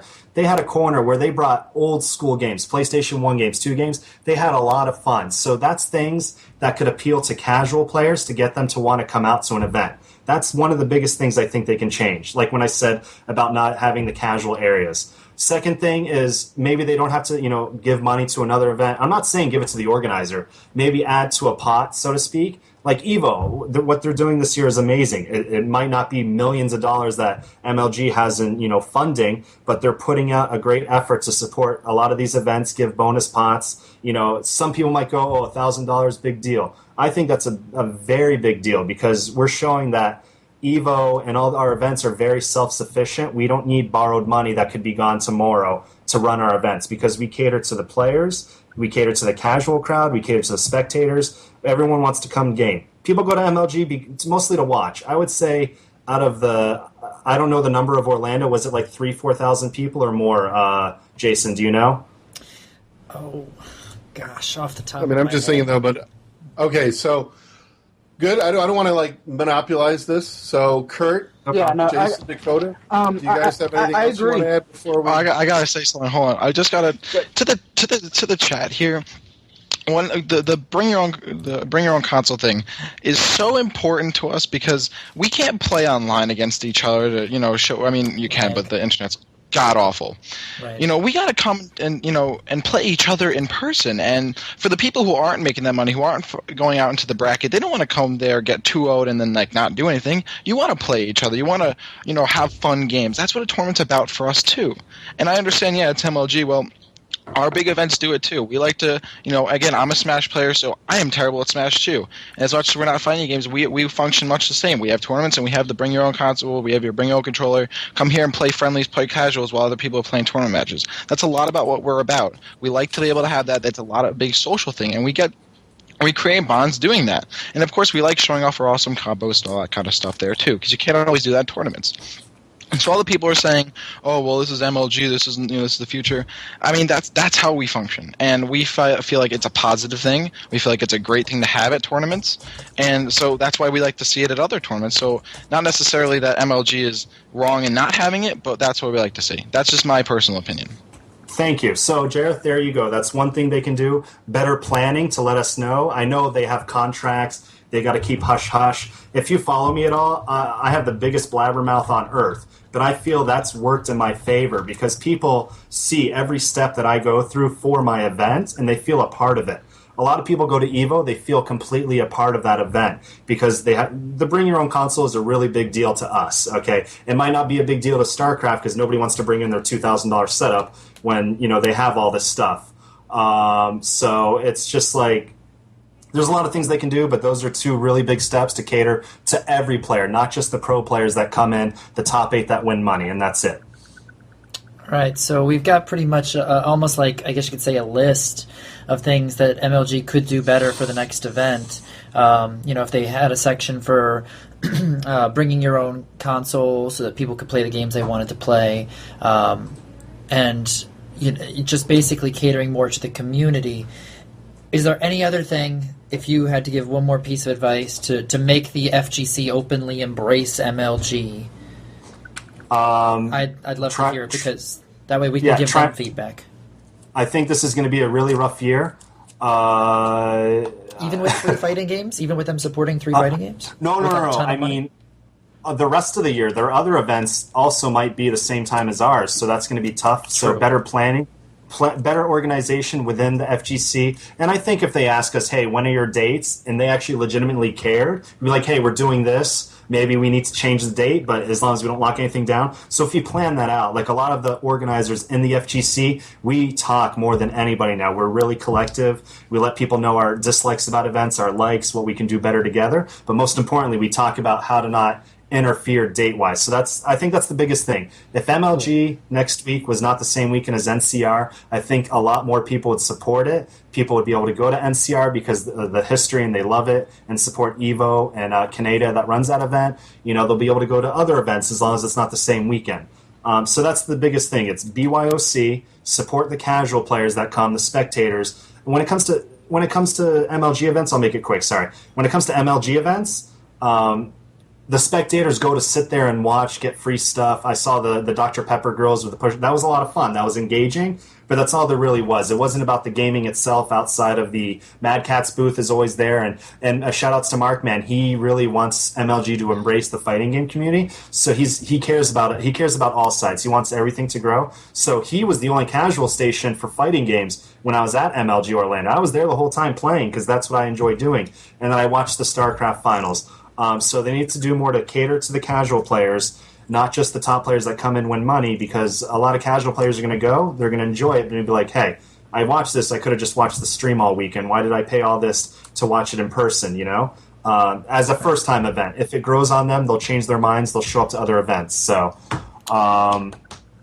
So more open communication and more for the casuals to do. Which, honestly, and we could be speaking a little bit early, they could have things like that this year at the event because they do have, if I believe, I remember reading this somewhere, that they do have a lot more space for the event this year. So if that is the case, then, we'll see in Columbus next week, and we can judge from there. Kurt, take it, and then we're going to wrap this segment up so we can get into the other things we need to talk about before the end of the episode. Hey, can I throw one other thing out there? Just before you go. Here we go. Yeah, go ahead, Jerry. Sorry, I noticed one of your fans was complaining to me that I cut you off, and I was noticing your Twitter feed during the show, and I noticed the 3 things that came out was sort of like, one, you retweeted that the guy who said that I was a tool. You thanked the guy who said that, and then you said the sort of sarcastic, Halo's the most hyped game in the history of esports, guys, I'm totally wrong. So again, right, here's the thing, right, this is the disconnect. You're a really smart guy, And I think that, when you do things like that, right, it paints you in the light of, okay, I don't mind having you on the show, right? And I don't mind that, for whatever expense, that is what you're going to do. But you do see again, right, where all I'm doing is trying to sort of like drill down to what the issue is. And then I look at your Twitter and I say, okay, well, look, what's the point of that, right? So I just want to get from you, if that's how you feel about me and that's your position, that's fantastic, But I feel what the community feels. I just retweet funny things they say. If you called me a tool, I'd retweet that too, to be honest with you. So I portray what the community portrays. I'm their voice, so to speak. But okay, if you're offended, I sincerely apologize. I say asshole-ish things. That's just my personality. I don't mean to belittle you. But if you don't somebody have else to is saying by no means. I have very thick skin. I just wanted to point out the subtle tension that often happens and where it comes from, Alex. Like I said, you're a smart guy. Maybe if I ever saw you at an MLG event, because, I certainly wouldn't go to your event, I definitely would be there to shake your hand and say hello. So I just want to sort of again, point out in good faith effort, I did brought you on the show, did want to talk to you, do all that. I kind of get that, for whatever reason, if you're the voice of the community and that's how the fighting game community feels, okay, so be it. But I don't think I ever said that Halo was the most hyped game in the history of esports. It was. But I'll let Kurt wrap it up. But thanks, Alex. I appreciate it. No problem. If you want a free badge to CEO, let me know. Yeah, I'll take that. Hold up. I don't get the same offer? Come on. No. I was offered already, guys. I already got that last week on my show. I better get some free stuff from CEO. I'm here in Orlando. What is this? Come on. I've got just two sort of quick wrap up. I've got two sort of quick wrap up questions, Alex. And the first one is just you talk about what MLG can do to make the experience better and stuff like that. And most of that I completely agree with. For me, the biggest thing about working with the other tournaments, I couldn't agree more, buddy. If they're to me, that's the biggest thing. I mean, I've heard MLG say that they've had their dates locked down for months. Well, if you've had your date locked down for months, you can talk to the fighting game community and work with them. And with other communities for that matter. So I like that idea. But that being said, let's say they do absolutely everything perfect, and let's say they have the best Mortal Kombat event ever. I mean, let's say they just knock Evo out of the park. What are the chances of people like you, people like Proton Cannon, people from Evo, people from these big events that Capcom works with, saying, hey, MLG's doing something right. How about you allow MLG to use Capcom games? Because in the end, we know that Capcom, no matter what anyone says, we know that Capcom respects you guys more than they do MLG. So what are the chances of that? What are the chances of the community actually stepping up and saying, hey, MLG's earned the right to be able to use the most popular fighting games right now? When we get to that point, I think it'll be definitely up for discussion, but we have to see it. We just have to see it, plain and simple. So we can't talk about it. MLG just has to do a really solid event. I honestly think they're doing a step in the right direction with Arturo. As much as Arturo loves that esports money, he's going to make sure they do their best to showcase what the FGC is about. So that's a good first step. So I think we can't play theory fighter here and see what's going to happen if it goes off without a hitch. It just has to go off without a hitch. And you had South by Southwest. I watched the stream, okay? I love Jedi Rob. People didn't agree with their commentary. They thought it was very boring. But that's what happens when you have a very niche community show up to a huge expo where people walking by are like, what's going on? I don't know what this is. So it's hard to just throw in one of our special events into a really grand scale event. I think that's really tough. So hopefully MLG will change and give Mortal Kombat its spotlight, King of Fighters, Soul Calibur 5. So we have to see what happens next week. If they do it right and MLG shows that they care about the community outside of just the money, then people will start to come around. But that needs to happen. As for Capcom, they're doing everything on their own right now. They don't need an outside company, so to speak, to them to run events when they're already behind the scenes supporting all the FGC events. It would be great if there was more events with Street Fighter, but I think we have to get to that point first. And obviously, Capcom didn't want to throw their game out to MLG, so MLG, rightfully so, went to see what other games would be interested in. They got the support from those companies. So that's what happened. That's what it is. And here's their chance to show us they care. Okay. Last question, buddy. I know, unfortunately, we really didn't talk to you about too much about your event, and I feel awful about that. We used you as kind of the community punching bag for a little bit. So I want to give you your chance to shout out just everything about your event, what it's about, what we can expect this year. Give us some previews here, buddy. Okay, CEO 2012, June 15th to 17th in Orlando. Have a really nice venue, 24-hour pool. I know the Stream Monster's about to go crazy over that, which basically means we have this huge pool area where everyone hung out until the end of time last year. It's an Evo Run event. It's one of the pit stops. I'm working with Keats, who runs UFGT 8. Very organized guy. He's a math genius when it comes to scheduling. So I'm hiring third parties to bring all the equipment. I'm going to do it really grand scale. I'm doing my best to make sure it's a well-run event. I try to attend as many events as possible, and I learn from how people do things right, wrong. So it'll be a great event. A lot of the FGC came out last year, and I think it's going to be really big this year. So. Very cool. One last thing. You said you had an announcement for later this year, sir. I'm still curious as to what that is. Okay, I can't go too much into depth, but I've always had an end game, not just with FGC events, but I've been wanting with I have a partner, I can't say names, I don't want to get too much detail, but we basically just secured a 160,000 square foot ballroom of space in Orlando in November. So just keep an eye out for that. We have something really big and special planned. It's going to be a CEO event, the same thing that I do with CEO, but there's going to be a lot more that everybody's going to enjoy, and it's going to be something special for many years to come in Orlando if everything works out this year. So if you heard it here, just keep following me, CEO Jebailey. More announcements about that, but right now all my focus is on helping the other Evo Run events, supporting those, and then working on CEO 2012, and then going to Evo myself.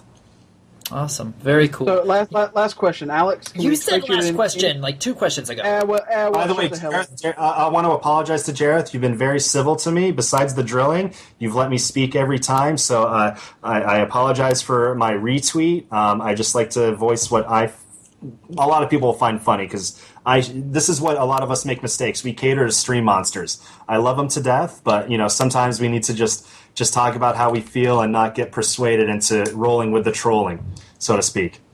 Well, like I said, Alex, like I said, I have thick skin. I mean, I'm condescending, and people call me an asshole because, I tend to call it the way I see it, and I'm very straight about it. And, that upsets people, and I don't do this to make friends. I don't do this to impress anyone, and really, a lot of what I do is shine spotlight on the truth, and in this case here, I'm not surprised, but I do know you're smarter than that, and I appreciate your apology, and, apology accepted, and it's bridge under the water. It's all part of the game the way I see it, so don't worry about it. All right. I appreciate that, Jerry. So, Can I call you Jerry? Question. Are we friends? Okay, sorry, go ahead. last question here, Alex. You talked about how you went to Orlando last year. Unfortunately, I don't think there's an Orlando event for MLG this year, but can we expect to see you at an MLG to see how they do this year? Any of the MLGs, I think it's Providence, Raleigh. Raleigh would probably be the easiest. Dallas, I think, is the last one. Hasn't been Is it announced Dallas? officially. Oh, sorry. Whoops. I don't know anything about MLG. I just know their dates and locations. Are you anyway? My point is, are you going to be there, buddy? Are you going to be at any of them? If it was at Orlando again, maybe it is, maybe it's not, I would definitely go. As for traveling to another one, because I do run a full-time business, I can only go to the events I already care about. I'm not saying I don't care about MLG, but all my events are planned this year for the EVO ones, UFGT, maybe Power Up again this year. I would go to ECT, but it's E3 weekend. I might actually be going to E3, and then CEO, and then EVO would be my final one. So after that, I don't know. This November event is going to be way bigger than anything I've ever tried to do before. So it's going to be tough to fit an MLG event in, to be totally honest with you. So I hope we get to see you out there, man. I'll be in Columbus next week, and I'd love to hear your thoughts on the stream. So I will watch. We'll definitely have to talk off camera sometime, so I can throw your input in the next week after we get back from the from the event. But while we have the chance, and we don't have Kurt interrupting, babbling about Counter-Strike or something, or you and Jerry making friends, let's actually get you some shout-out time for anybody that you'd like to give any shout-outs to while you're here on the show before we end up covering the other things we need to cover? If there's anybody that you'd like to give shout-outs to, people you work with, anybody in the stream, go for it. Shout-outs to the entire OFGC. Without them, I wouldn't be here today. They've supported me at every event. They've volunteered, endlessly to help me out. It's amazing how many people just come out and I get emails. Literally, I get at least 2 emails like every day. How can I volunteer for CEO? So that's what makes this community so great. Evo for helping out with the event this year and giving some bonus money to the top finishers.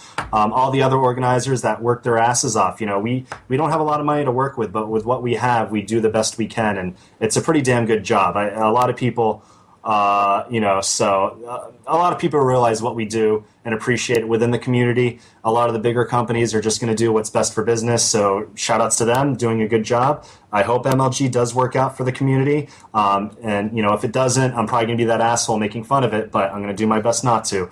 So shout outs to OFGC, the Evo guys, Keats for helping me out, Kaneda with NCR next weekend, and that's it. Oh yeah, and shout outs to little Jebailey. Hey buddy. And that's it, my friends. It's been a pleasure having you on the show, my man. We're going to... Appreciate it. Dude, hey, you know what? I think we should have you back on the show sometime in the future, possibly after a couple of MLG events have gone down, so we can kind of recap, see where the season's gone, and where we go from there. Would you be up for it? Yeah, definitely. I'll watch it and listen to everyone's feedback from the community and see how it definitely goes. Oh, and one last thing. Shout-outs to Spooky, one of the hardest working guys in our community. So, Word. And Jared. I hate to put them both in the same sentence, but shout-outs to Jared from Twitch TV and Fish Sticks for making my emoticon happen. The Jebaited emoticon is pretty bamf, just to be honest. I think it's pretty sweet. But, dude, it's been a pleasure having you on the show. Hopefully I'll get to see you around here in Orlando a little bit more often. I only get to run into you once, every time there's a small little event here or there. But I have game nights all the time, man. Come over to a game night. I'll teach you some cross-tekken. I'll school you in some Guitar Hero. We'll play cross-tekken. Womp, womp, womp. Pleasure having you on, sir. You have a great night. Thank you, guys. Appreciate it. Take care. All right. Wow. That was an awesome interview. A lot of fun having him on the show. Rapture, welcome back to the square little, what was it that they called us in the chat a little bit ago? eSports. A Brady Bunch. Yeah, there we go. Yeah. Yeah. I sometimes like having guests on because then everyone doesn't have to see my really embarrassing picture. But I got over it. So I have to agree. It was definitely a good interview and definitely a good discussion.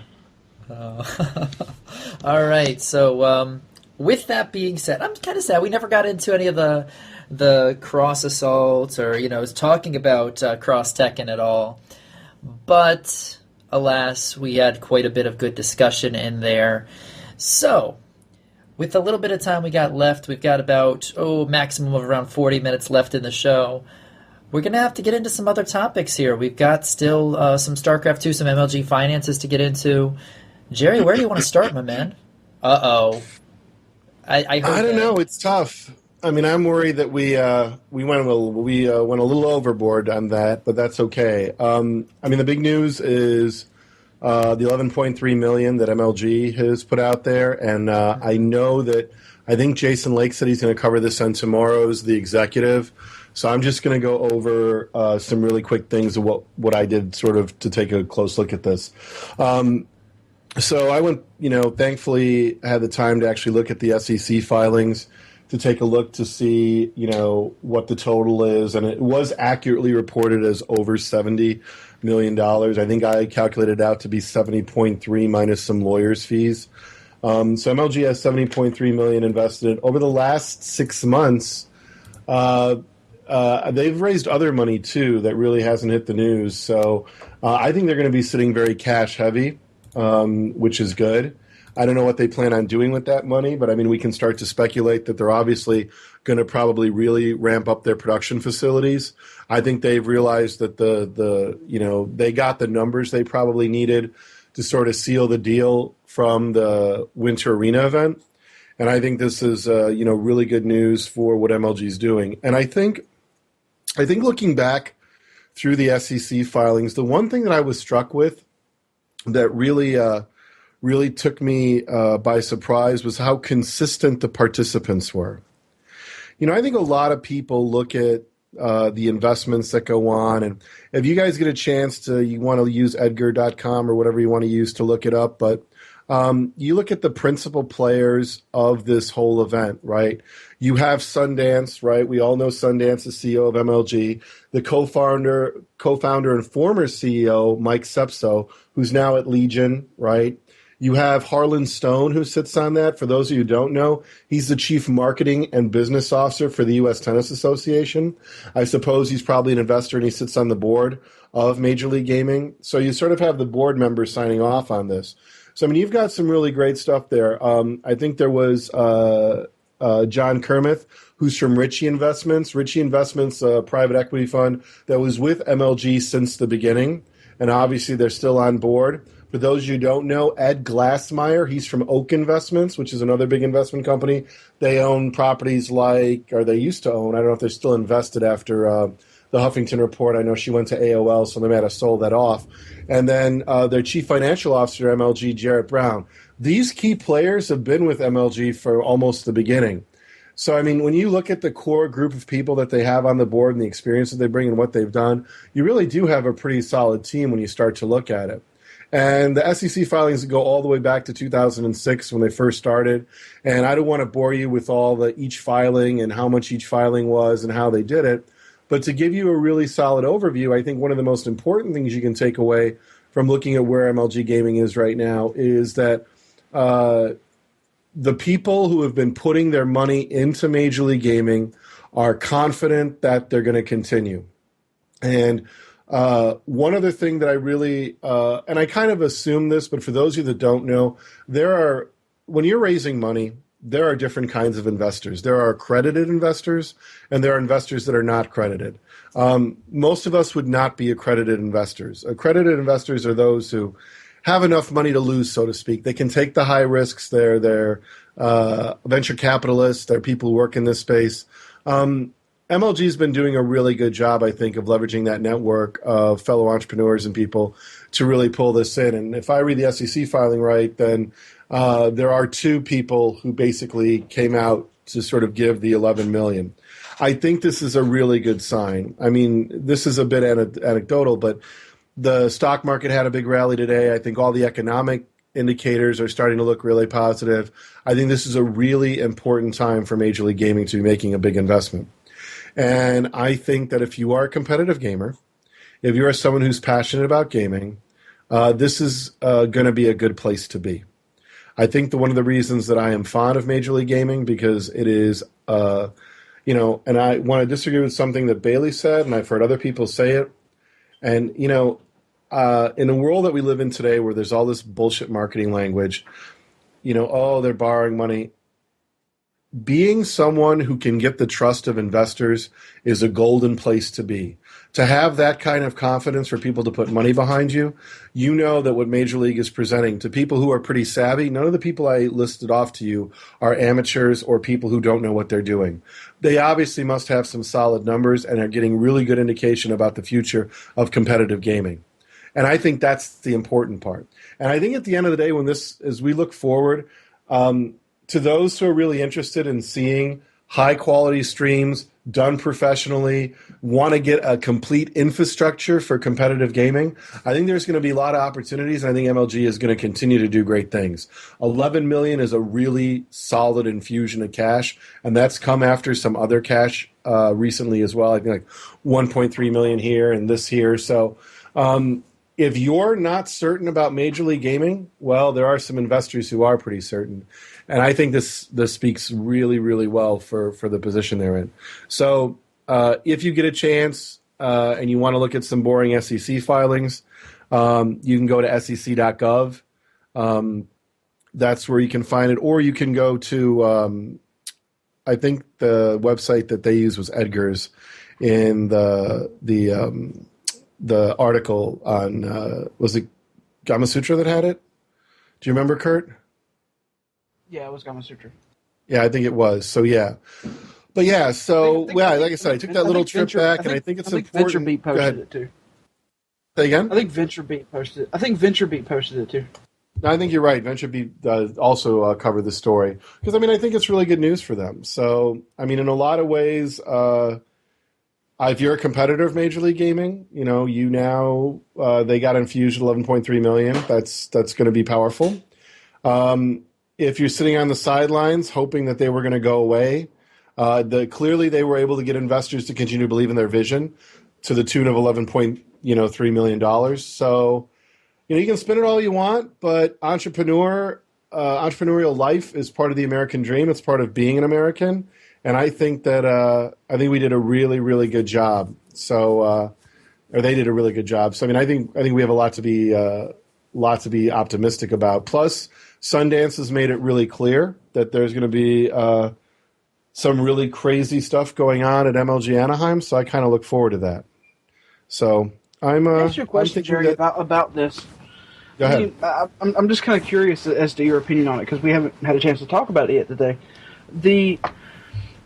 I'm one of those guys, and I try to do this with Check Six, and I tried to do it with my organization before because I kind of learned the hard way of this, pounding out, spending money to make money kind of thing.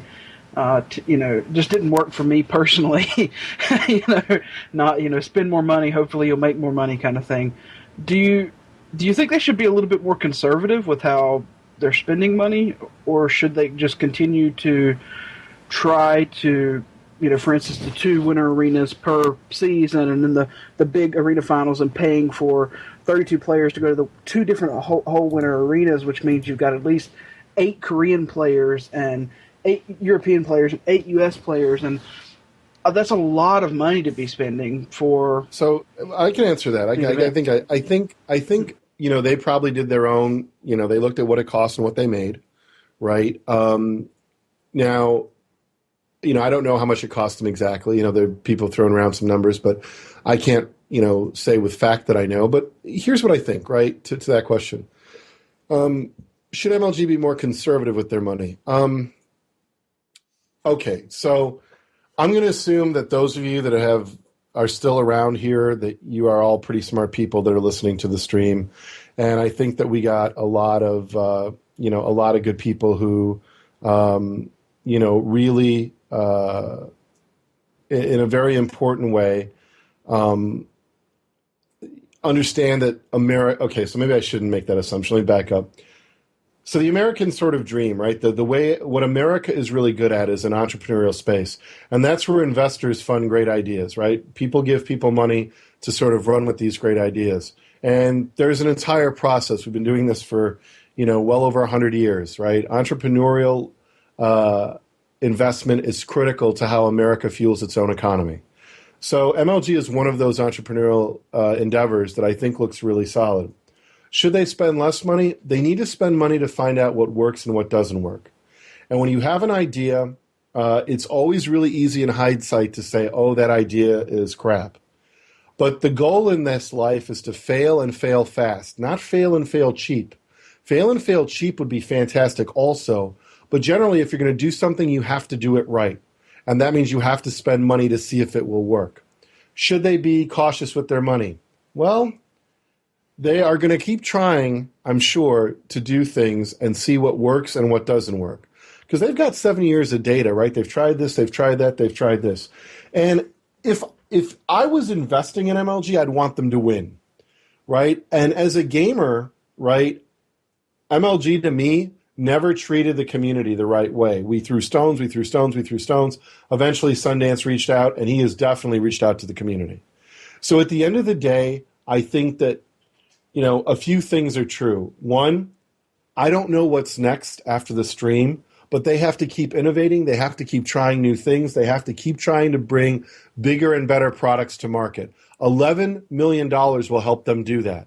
They don't need $11 million to up the prize money or just, deliver a little bit better stream. They need to use $11 million and invest it to do something bigger and better. What that is, I don't know. But I think it's okay as long as they are taking the kind of entrepreneurial risks that could deliver a better product or service to the gamers and the esports fans. That, I think, is worth it. All right. With that being said... Can I jump in there real quick? You Sure, can go ahead. jump in there. Why not? I just Go want to ahead. say that I agree with that, and I would really like to see something that like just like how the arena system sort of like changed up the MLG formula. I'd like to see something that does a similar thing, change up the formula, like gives like breathes fresh air into like the MLG kind of system. Similar, like like you said, and don't just put in more money into the prize pools, all that kind of stuff. I really want to see like something new, something that really redefines what MLG is. So I want to agree with that. I just want to add that little addendum there. Addendum has been added. Added. Added. Kurt, before we go, and we've got still like 3 or 4 more things I want to touch on. Man, Kurt, I know that you wanted to talk. I'm guessing it's probably going to be about IEM, I'd imagine. Yeah. Did you hear that giggle? That was actually kind of That cute. was yeah, I'm telling you, man. I'm telling you. No. So IEM was, this past week, absolutely amazing event. IEM is slowly becoming my favorite event. I'll be completely honest with you. It's honestly overtaking MLG. It's overtaking IPL for me. I absolutely love everything. I love everything they're standing for right now, and everything they're trying to do. The production quality is absolutely amazing. For those that missed it, don't. Go back and watch it because the production quality is astonishing. Just watch. I want everybody to go to YouTube and you type in Intel Extreme Masters and you look up the videos that they posted for the past weekend in Hanover. Absolutely amazing, the production quality on those videos and just the pure sort of passion that you get from those videos. Absolutely amazing. Anyway, so IEM was really, really good. I was able to stay up way past my bedtime to be able to watch it. I, of course, am going to watch StarCraft. The StarCraft finals was the last thing of the night, and it was really, really good finals. It was between Puma and MC. For spoiler alerts, MC ended up taking it, but it was a very, very, very good series. Please go back and watch it. Puma almost had him there for a little bit, and then MC just took it out in the end. Absolutely hilarious. And of course, I have to mention it. Counter-Strike was there in full force. The Counter-Strike series was astonishing. It was Na'Vi, who was is really known as a hero team in Counter-Strike right now. I mean, they sort of came out of nowhere a few years back and just started demolishing. And then you have a team like ESC, who is done amazingly well this year. I think this is their second IEM title in a row. Or no, not in a row. Second IEM title, period. Absolutely amazing series, and ESC actually ended up taking it. And the stream numbers were huge. Absolutely huge. I think for StarCraft, the total stream number, and somebody can correct me if I'm wrong, was something like 200 and something thousand. Sounds about right for every stream. That number too. For every stream together. And the Counter-Strike stream was, I think, almost 80,000. I think was Which it. So made you happy. Which made me incredibly happy. So 80,000 concurrent viewers for a over 10-year-old game. I mean, come on, that's absolutely amazing. And it wasn't even on the main event either. Like the highest stream was still on the European stream, the German recast, which was like 30,000 people watching it. So it's really, really amazing. Please go back and watch those. That's about it for you. Make sure to check out that League of Legends action too. I seen my boy Bill Cosby off in the stream. He is freaking out about the amazing event that went on at IEM. So yeah, definitely go back, check out all that VOD. One other really big topic that I think we do need to discuss before we say our goodbyes for the evening and call it a night. Well, before we cover that, Jason, because I know we were going to end on that. Let me just let's do a quick news rundown here. Oh gosh, make it quick, Kurt. Because you said you wanted to do this whole news rundown thing. This isn't my idea here. So yeah, as far as the news rundown, some of the really big news, at least in StarCraft this week. Please check it out on Team Liquid. Gonzi and Taja have actually left Slayers. There's no really stated reason why. The only stated reason why was because they did want to join a foreign team. So that's really, really big news. Not so great news for Slayer, because Slayer's considering they're losing their, I think, team leader, as well as Taja, who's an absolutely amazing player. So really, really big players, really big things going on with Slayers. Hopefully they're still doing well. I suppose we'll find out in the coming weeks. And yeah, that's really, really, really big news for the community. So everybody watch out for that as well. Also, I know we mentioned this earlier, but I want to mention it again before we leave. Liquid Nazgul is actually going to be on the Executives tomorrow, which is Jason Lake, Odie's, and Chobo Peon's new show. Please go check that out. That's tomorrow at 1 p.m., but they'll have the VOD pretty much up right after it, because I know that's a weird time for everybody. They're also going to be talking about the MLG stuff, too, so please go check that out. All right, Jason, go ahead. All right. After being cut off so many times, oh gosh. Whew. Let me take a breath of fresh air in and get used to to breathing in the freedom to talk. Okay, no, I'm going to handle... I didn't think we allowed you to talk. Hold on. Just let me mute. No, I'm joking. Wow. Actually, I'm going to hand the reins right back over to Jerry because he wrote a really great article, and I wanted to see if we could cover that a little bit before we ended the night. There was a lot of drama that went on. We didn't get to talk with Jebailey much about the fighting game version of this that happened recently with Eris and Cross Assault, the sexism that happened on the show. It's been greatly covered already, but... the orb situation that just happened with the use of the racist terminology. We just had Jerry write a great article about sexism, racism, homophobia. Jerry, please, I'd love your thoughts with the article, what the goal, what we're trying to accomplish. Take it over, my man. Yeah, I didn't want to beat up on Jebailey anymore, because I know the fighting game community is trying to sort of sweep this under the rug and ignore the problem, and they may feel that they're making strides in the right direction, but I think we have a real opportunity here. I want to say a few things, though, that I think are really important before we get started. I think EG did the absolute right thing with dropping Orb. I think they do.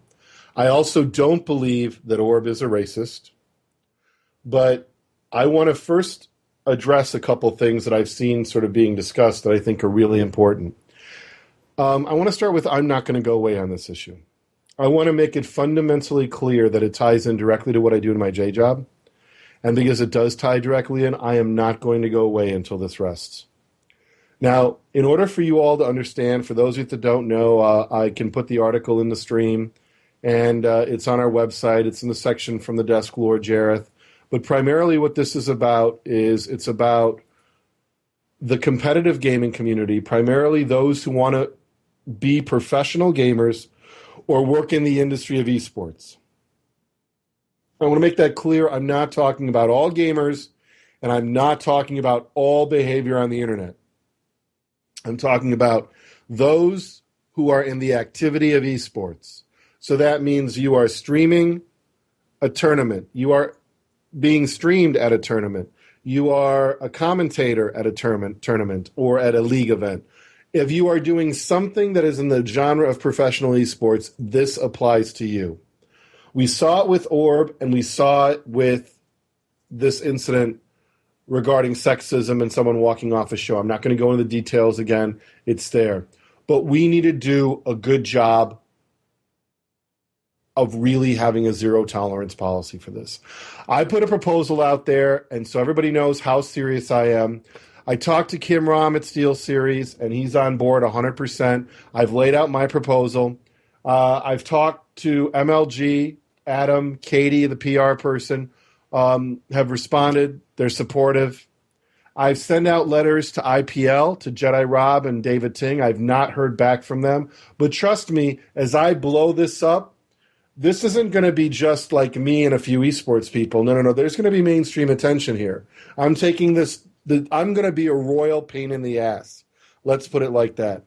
Because I think it's time that we grabbed hold of this and we did something about it. Here's my proposal. 1, I think the leagues, the esports organizations, their sponsors, the casters, they've got to have a zero tolerance policy on racist, homophobic, and sexist language. You don't get to decide what's offensive. You've got to mimic the best practices that are used in casting, right? And I mean professional casting.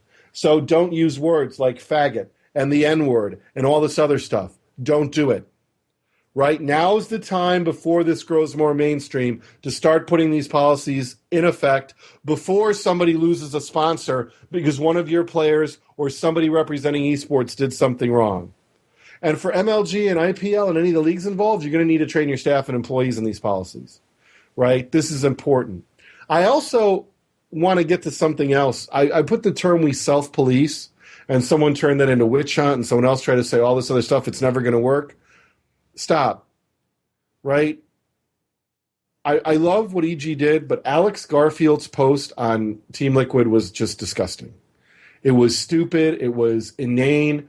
I was like, really, Alex? I don't know, Sir Scott, somebody, you should have, Kim Rom, somebody should have pulled him aside and said, you know what, this is really not the best way to handle this. Now, fortunately, a lot of people on Team Liquid kind of will eat it up, and it's kind of like one of those things where some of them liked it. But to anybody who really's got a clue, I'm a black studies major? Really? That was your credibility argument, Alex? Come on, really? That's where you had to go? And then the audacity, the thing that really pissed me off more than anything is that final fucking sentence. You know, now if the community could just care as much about the word faggot, what the fuck is it? Jebailey, Alex, you're the voice of the community? How about you lead? Being a leader means you don't care what's popular. You care what's in the best interest of whatever you're leading. Idra's one of your players who's horrible about this. Don't think that it's like going to stop, like I'm going to go away, right? And the more people I bring in this that are going to look at this, this is going to be something that's going to have a very sincere effect. So I'm telling you, sit down with your players and have this fucking conversation. And if the fighting game community doesn't want to play, by all means, they don't have to play. But I think they will. I do. I think a lot of them want to. I do. I really do. But anyway, if you see bad behavior, pull someone aside privately. That's what I meant by self-police. Pull them aside, talk to them one-on-one and say, hey, you know what? I noticed your stream the other day. Dude, turn it down. That shit turns off sponsors. Finally, I think we need to hold leaders accountable. How am I going to hold leaders accountable? Look, as soon as I take a screenshot or something of somebody doing something or I've got video, all I have to do is send that to a sponsor, right? And I can say, hey, I represent VV Gaming. We have a very diverse community. I have a lot of minority members in VVV. I want to point out something that one of your sponsored players did. And I'd like to know how you're going to address that. And there are plenty of news outlets, there are plenty of mainstream things that will absolutely take a look at this. So if the leadership in esports won't be held accountable, I will work very hard to make them accountable. And that goes across all the brands involved in esports. So consider this I'm very serious about this. It's not going to go away. I also reached out to Twitch TV, and I think they need to have a zero tolerance policy in place for the events, right? Which means that, hey, if someone's going to be broadcasting on Twitch TV and they're going to be gaining money for partners, do your best to somehow make sure that you have a way to handle those kind of complaints. Again, I'm not looking for a witch hunt, and I am not looking. If people got nothing better to do than try to do witch hunts, that's their decision. But it's not an either or. It's not either we don't do it or it's a witch hunt. And finally, I think we should raise awareness on this issue in various communities by holding some events regarded to these issues.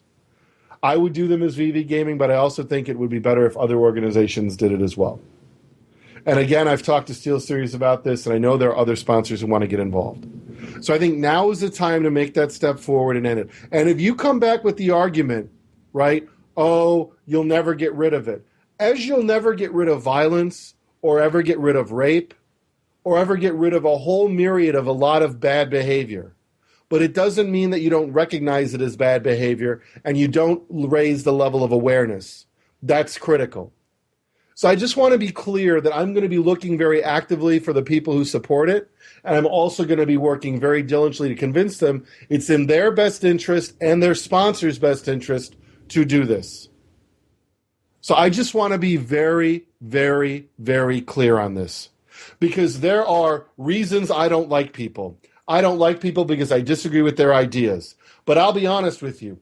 From Jebailey, who no matter what he did on Twitter, his apology, I took that and accepted it. We move on. I still would want to see him successful. I want to see MLG successful. I want to see those people who have sweat and done things for this successful. I may disagree with your ideas, and I will tell you. I may disagree with your methods, and I'll tell you. But I don't hate the person. So it is here that I'm asking you to really think about what we're doing. If we want it to be inclusive, right, we have to start monitoring our own behavior. I think many people are in social. You go to bars, you go out to social events with friends. You don't use some of the language you've seen used on, you don't go to a party and drop the N-word and, that bitch this and this bitch this and fuck that whore. Maybe some of you do. But most of you are busy trying to socialize with people of the opposite sex. Most of you are busy trying to make friends and do positive things. Again, this is not for gamers. This is not to be about all of the internet. This is about esports and being professional in esports. So expect this to not go away. And I mean it. If you think, right, that after, let's say that some sponsor doesn't get back to me. After 2 or 3 attempts to contact that sponsor, trust me, there are so many ways to get somebody from outside of esports who's interested in diversity. For issues related to gays and lesbians, there's the Human Rights Campaign, and there are all kinds of organizations like it that will look at issues like this. GLAD, I could go on, right? You look at organizations that support equality in the workplace, diversity. There are all kinds of businesses, organizations that look at diversity, right? They would gladly want to know about why a major company, let's say it was, I don't know, Dr. Pepper, wasn't promoting or supporting a diverse and inclusive environment. So this is a powerful place to be.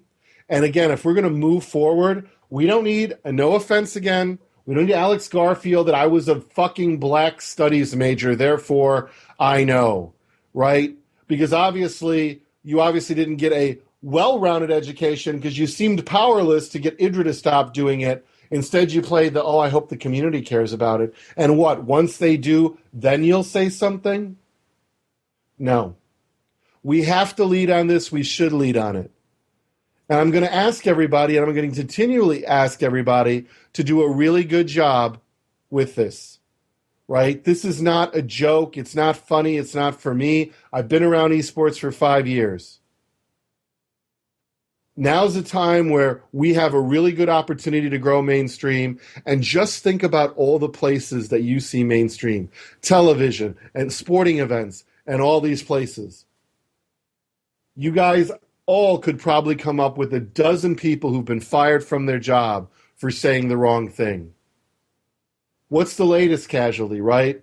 In all of this linsanity, I think the comment was there was a chink in the armor. And what happens? Bam. Person loses their job. It doesn't matter if they didn't mean it. What matters is you have a responsibility. A responsibility, part of our job of being professional. When I was a nuclear engineer, I didn't get to go whoops very often or say, sorry, my bad. There are jobs and positions and responsibilities we have where we have to have a zero tolerance policy for those kind of behaviors. And in this particular case, we should lead on this. And if you don't think we should lead on this, if you don't think we should stamp out sexism, if you don't think we should stamp out racism, if we don't think we should stamp out homophobia, how will we grow mainstream and get mainstream sponsors? How will we become more inclusive? I really think it's time we took a serious look at this. And I'm going to make it my cause for 2012. I'm going to work on this. I'm going to use my professional, real-life context to bring light onto this. And I really appreciate all of your support. I have gotten some fantastic emails and private messages on our forums, and I want to thank you. I really do. They mean a lot to me. And I know some of you have asked me to do other things to be more forceful, but we've got to start by getting everybody aware of it. And I really appreciate the kind words. And to those of you who have said to me, Lord Jareth, you've changed my impression about a lot of things, and you've helped me grow up, you're welcome. I really want to see this grow. And we now have an opportunity because of Orb, because of what happened, we have an opportunity to make that difference. And it's not going to happen overnight. Culture changes slowly. But it will happen if we raise awareness for it. And to be honest, amongst all these different games, this could be the one issue to do a lot to unite these different communities. What member of the fighting game community really believes it's okay to be a racist? What member of the StarCraft community really believes it's okay to be a sexist? These are the things that we have to work on. We want to see more women and more minorities and more gay and lesbian people. We want to be all inclusive in the things that we do. Because in order to grow this, we want numbers. And you may not have ever met someone who's been much different from you. But I can promise you that America was built on diversity. The best companies in the world love diversity. And I just hope that anyone hearing this will take this seriously. And to those of you out there who say, oh, this is just a witch hunt. Oh, you can't stop this. Oh, it doesn't mean it. You're going to need to pull your head out of the game, and you need to look at the bigger world.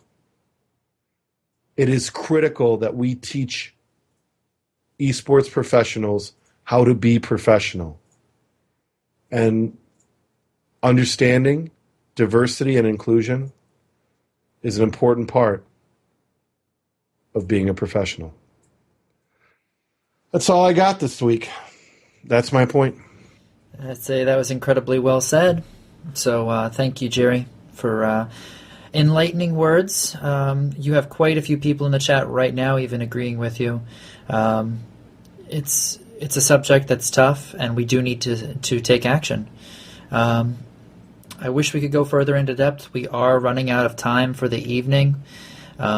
So with that being said, I think it's about time we start wrapping this up for the let's wrap night. this up. I appreciate us getting to the things we did. I want to thank Jebailey for coming on the show tonight. Definitely. I really want to thank you guys for letting me get this off my chest, and hopefully you guys will make sure that you work together to get individuals to really understand we have a real opportunity to put gaming on the mainstream map. If we can do real positive things to stamp out these things, we'll get mainstream attention. Trust me on this. Thank you for letting me cover that. And then finally, I want to say one more thing to you guys, all of you here. You know, what is this? We at a 105 now, Jason? Is that what episode we're on? This is 105. I want to give you a big congratulations. 105 episodes of the Losers Bracket. You just did a fantastic Guitar Hero tournament. You got developer support. You got 16 of the best players to come together. That was fantastic, so congratulations. Go ahead, wrap up the show, sir, but mad props to you.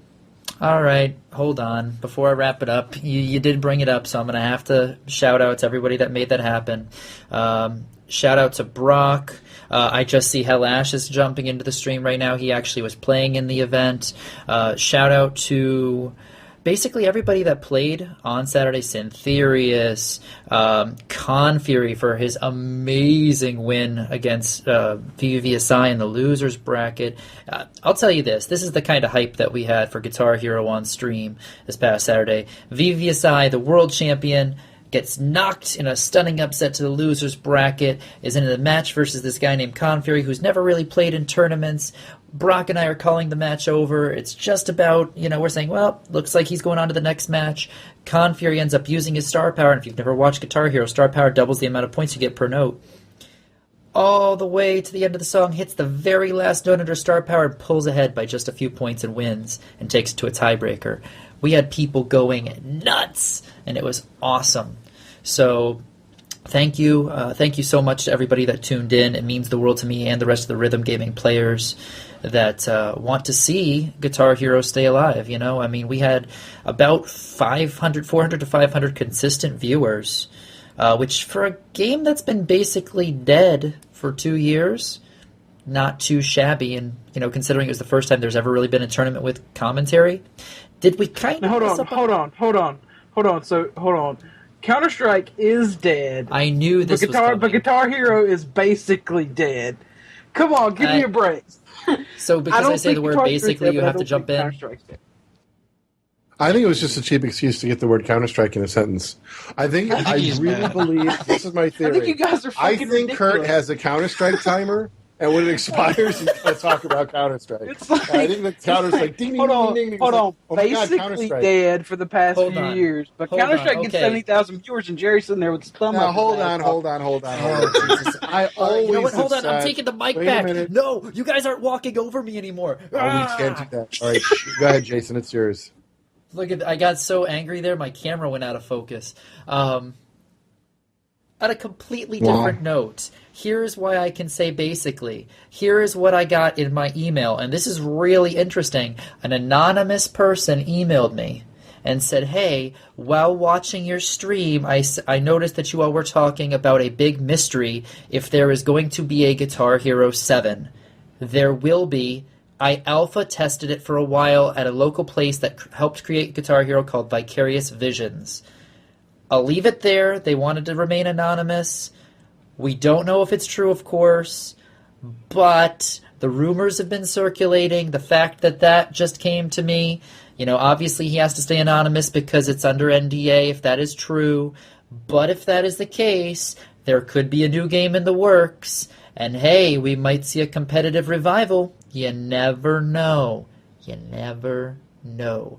Bottom line, though, the tournament was a lot of fun, and I hope that we can do more of these things in the future, because damn, I enjoyed it. It was a lot of fun. Did we make mistakes? Yeah. Did I talk probably a little bit too much because I was excited? Yeah, maybe. Did Brock talk a little bit too little? Did he say, yeah, let's see what happens? A little bit too much? Maybe.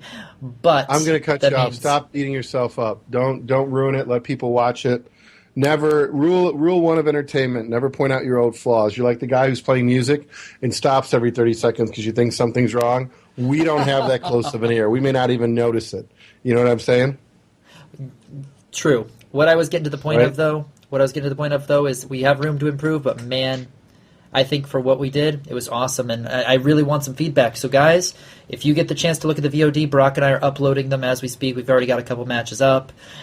You see my Twitter name here. Send me some tweets, give me some messages. I'd love to hear your feedback. With that being said, my shout-outs are basically over. Kurt, throwing the mic over your way. All right. I know I gave you hell about Guitar Hero, but I did actually watch your tournament. I'm not sure if you saw me in there or not. I didn't. It did seem like it went very well. I watched about an hour of it, I guess. Really, really good stuff. Congratulations on a successful tournament. Thank you, sir. No problem, buddy. Yeah, so last shout-outs here. I got a few this week. First off, just like I said before, please go check out the Executives tomorrow, 1 p.m. Eastern. I will be watching because I'm actually off tomorrow.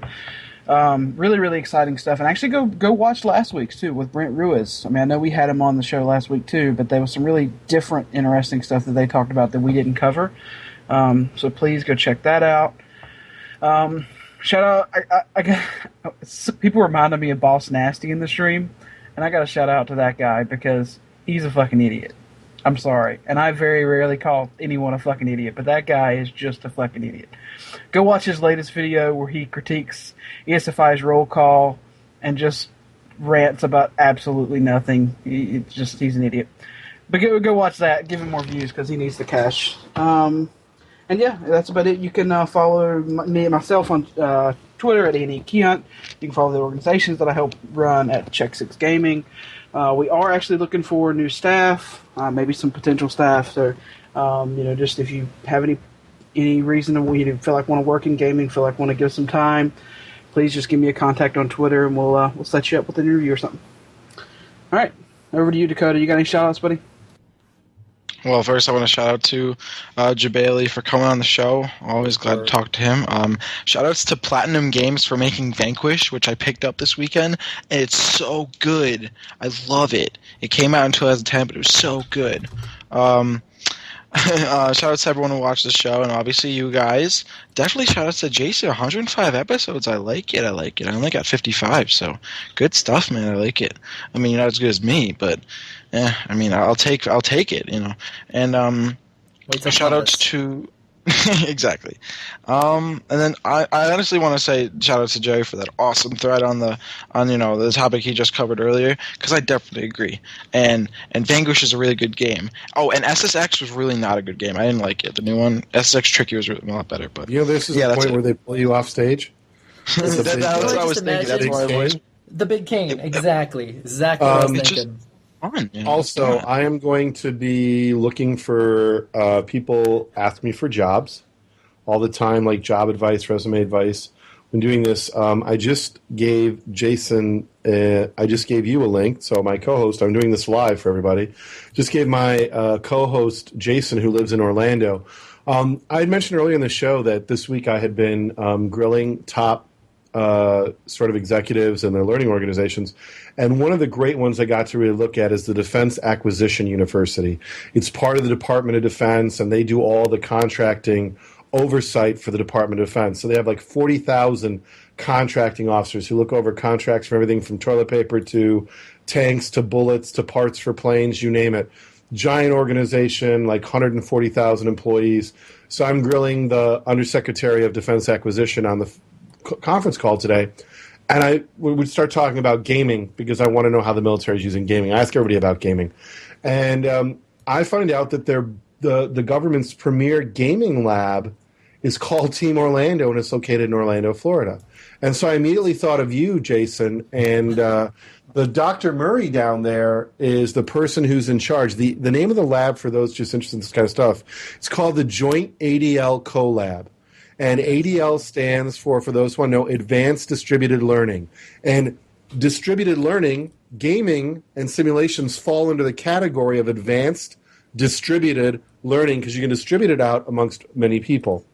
So they are looking at intelligent tutoring systems, like mobile enhanced devices, games and virtual learning, all kinds of stuff. And they're hiring.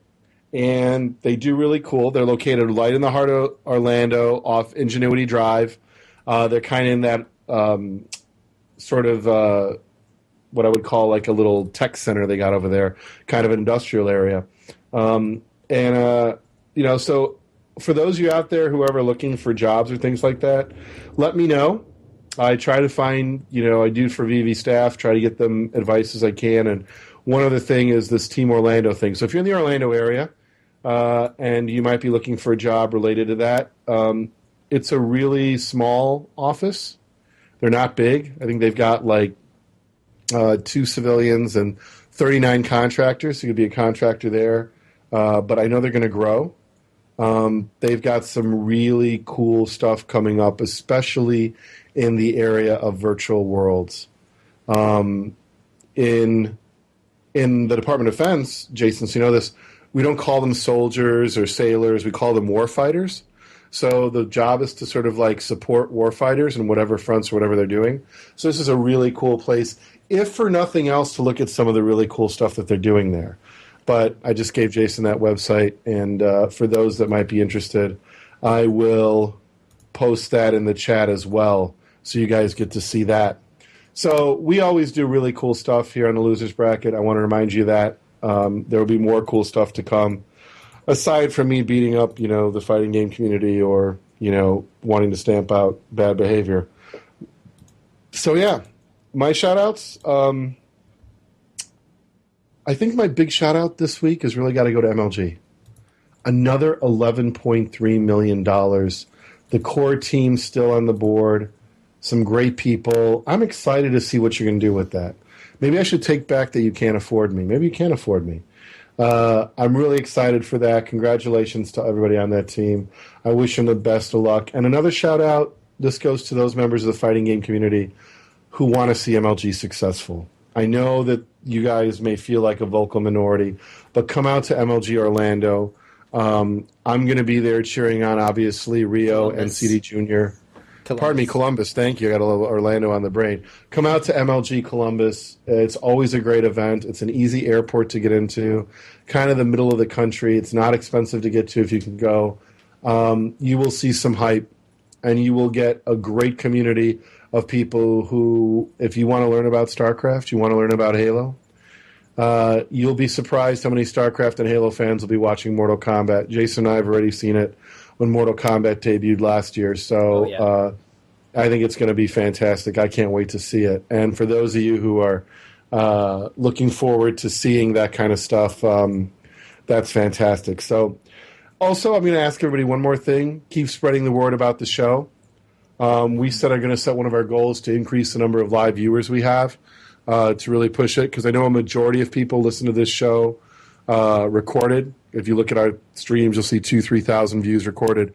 But we don't always get that high live, so we're going to try to see if we can get more people on live. And we're going to be doing more interactive chats, more participation and questions.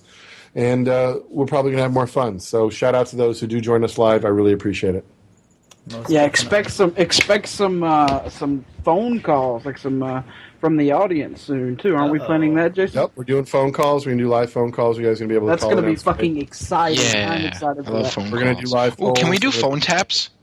Yes. No, we're going to do Let's live polls. We're going to be bringing out. We'll have a link to SurveyMonkey, and we'll have live polls. We're going to do all kinds of cool stuff as I bring this. Continue to grow this show. I mean, there's just a lot going on in esports. We want to cover it. We want to talk about a lot of stuff. I just got an email from someone from Orlando who said, "Hey, Jerry, I want to know more. I promise I'll get back to you. Thanks for reaching out." But I had to give my man Jason the first shot at learning about this. So, all right, I'm done. All right. Well, with that being said, I think it's about time to get the normal weekly, gotta get them in kind of things. Shout out to our sponsors. You can see them at the top here. Control Freak, Steel Series, Gamer Grub. And also a shout out to all of you for tuning in, listening, and chatting as well. In the chat, our chat's been very vocal tonight. We definitely appreciate it. If I could ask all of you a favor in the coming weeks, help us spread the show. We really do want to continue growing this for you guys. You know, that is the goal here, is to bring you the news, bring you the people you want to hear from. So let us know, give us the feedback. As always, our Twitter information has always been right there in the frames the entire show. Contact us, let us know what you want. Thank you guys so much for your support. If you want to listen to all of our other episodes, the VOD, things of that nature, you can head up our YouTube channel, which is the VVV Gaming. You can find all of our episodes there. You can also go on our website, vvv-gaming.com, and grab everything there as well.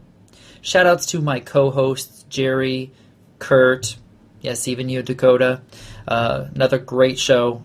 Definitely appreciate everything you guys do to make this happen every week as well. Until then, if you have any feedback for us, like I said, hit us up on Twitter. You can also email the losers bracket at vvv-gaming.com. All right. Have a great week, everybody. We will see you back here next week. We got Columbus on the horizon, and we're going to do a little bit of previewing next week. Any idea on guests next week, Jerry? Well, Sundance reached out to us and said that he might be coming on the show. I don't want to, he's busy. But let's hope. He came back and said that he might be around to do it right before. So if we can get Sundance on, say again? Let's hope. Fingers crossed. Absolutely, I agree. So we're going to try to get Sundance on. I want to talk to him and a little bit about that. I think he's got a lot of hype to share. But I mean, if we won't get him on before Columbus, we'll talk to him afterwards and definitely do some more hype for Anaheim as we talk about the rest of the events. And we've got arenas coming up. We've got so much cool. If you're an esports fan, this is the time to be alive, because I don't think it's ever been better. So I'm excited. I agree 100%. And I hope you guys will tune in next week. No matter what, we'll keep you up to date on what the plan is for the show. And we'll see you soon. Have a great weekend. Have fun. Get some gaming in. And we'll see you back here next week, Tuesday night. Take care, everybody.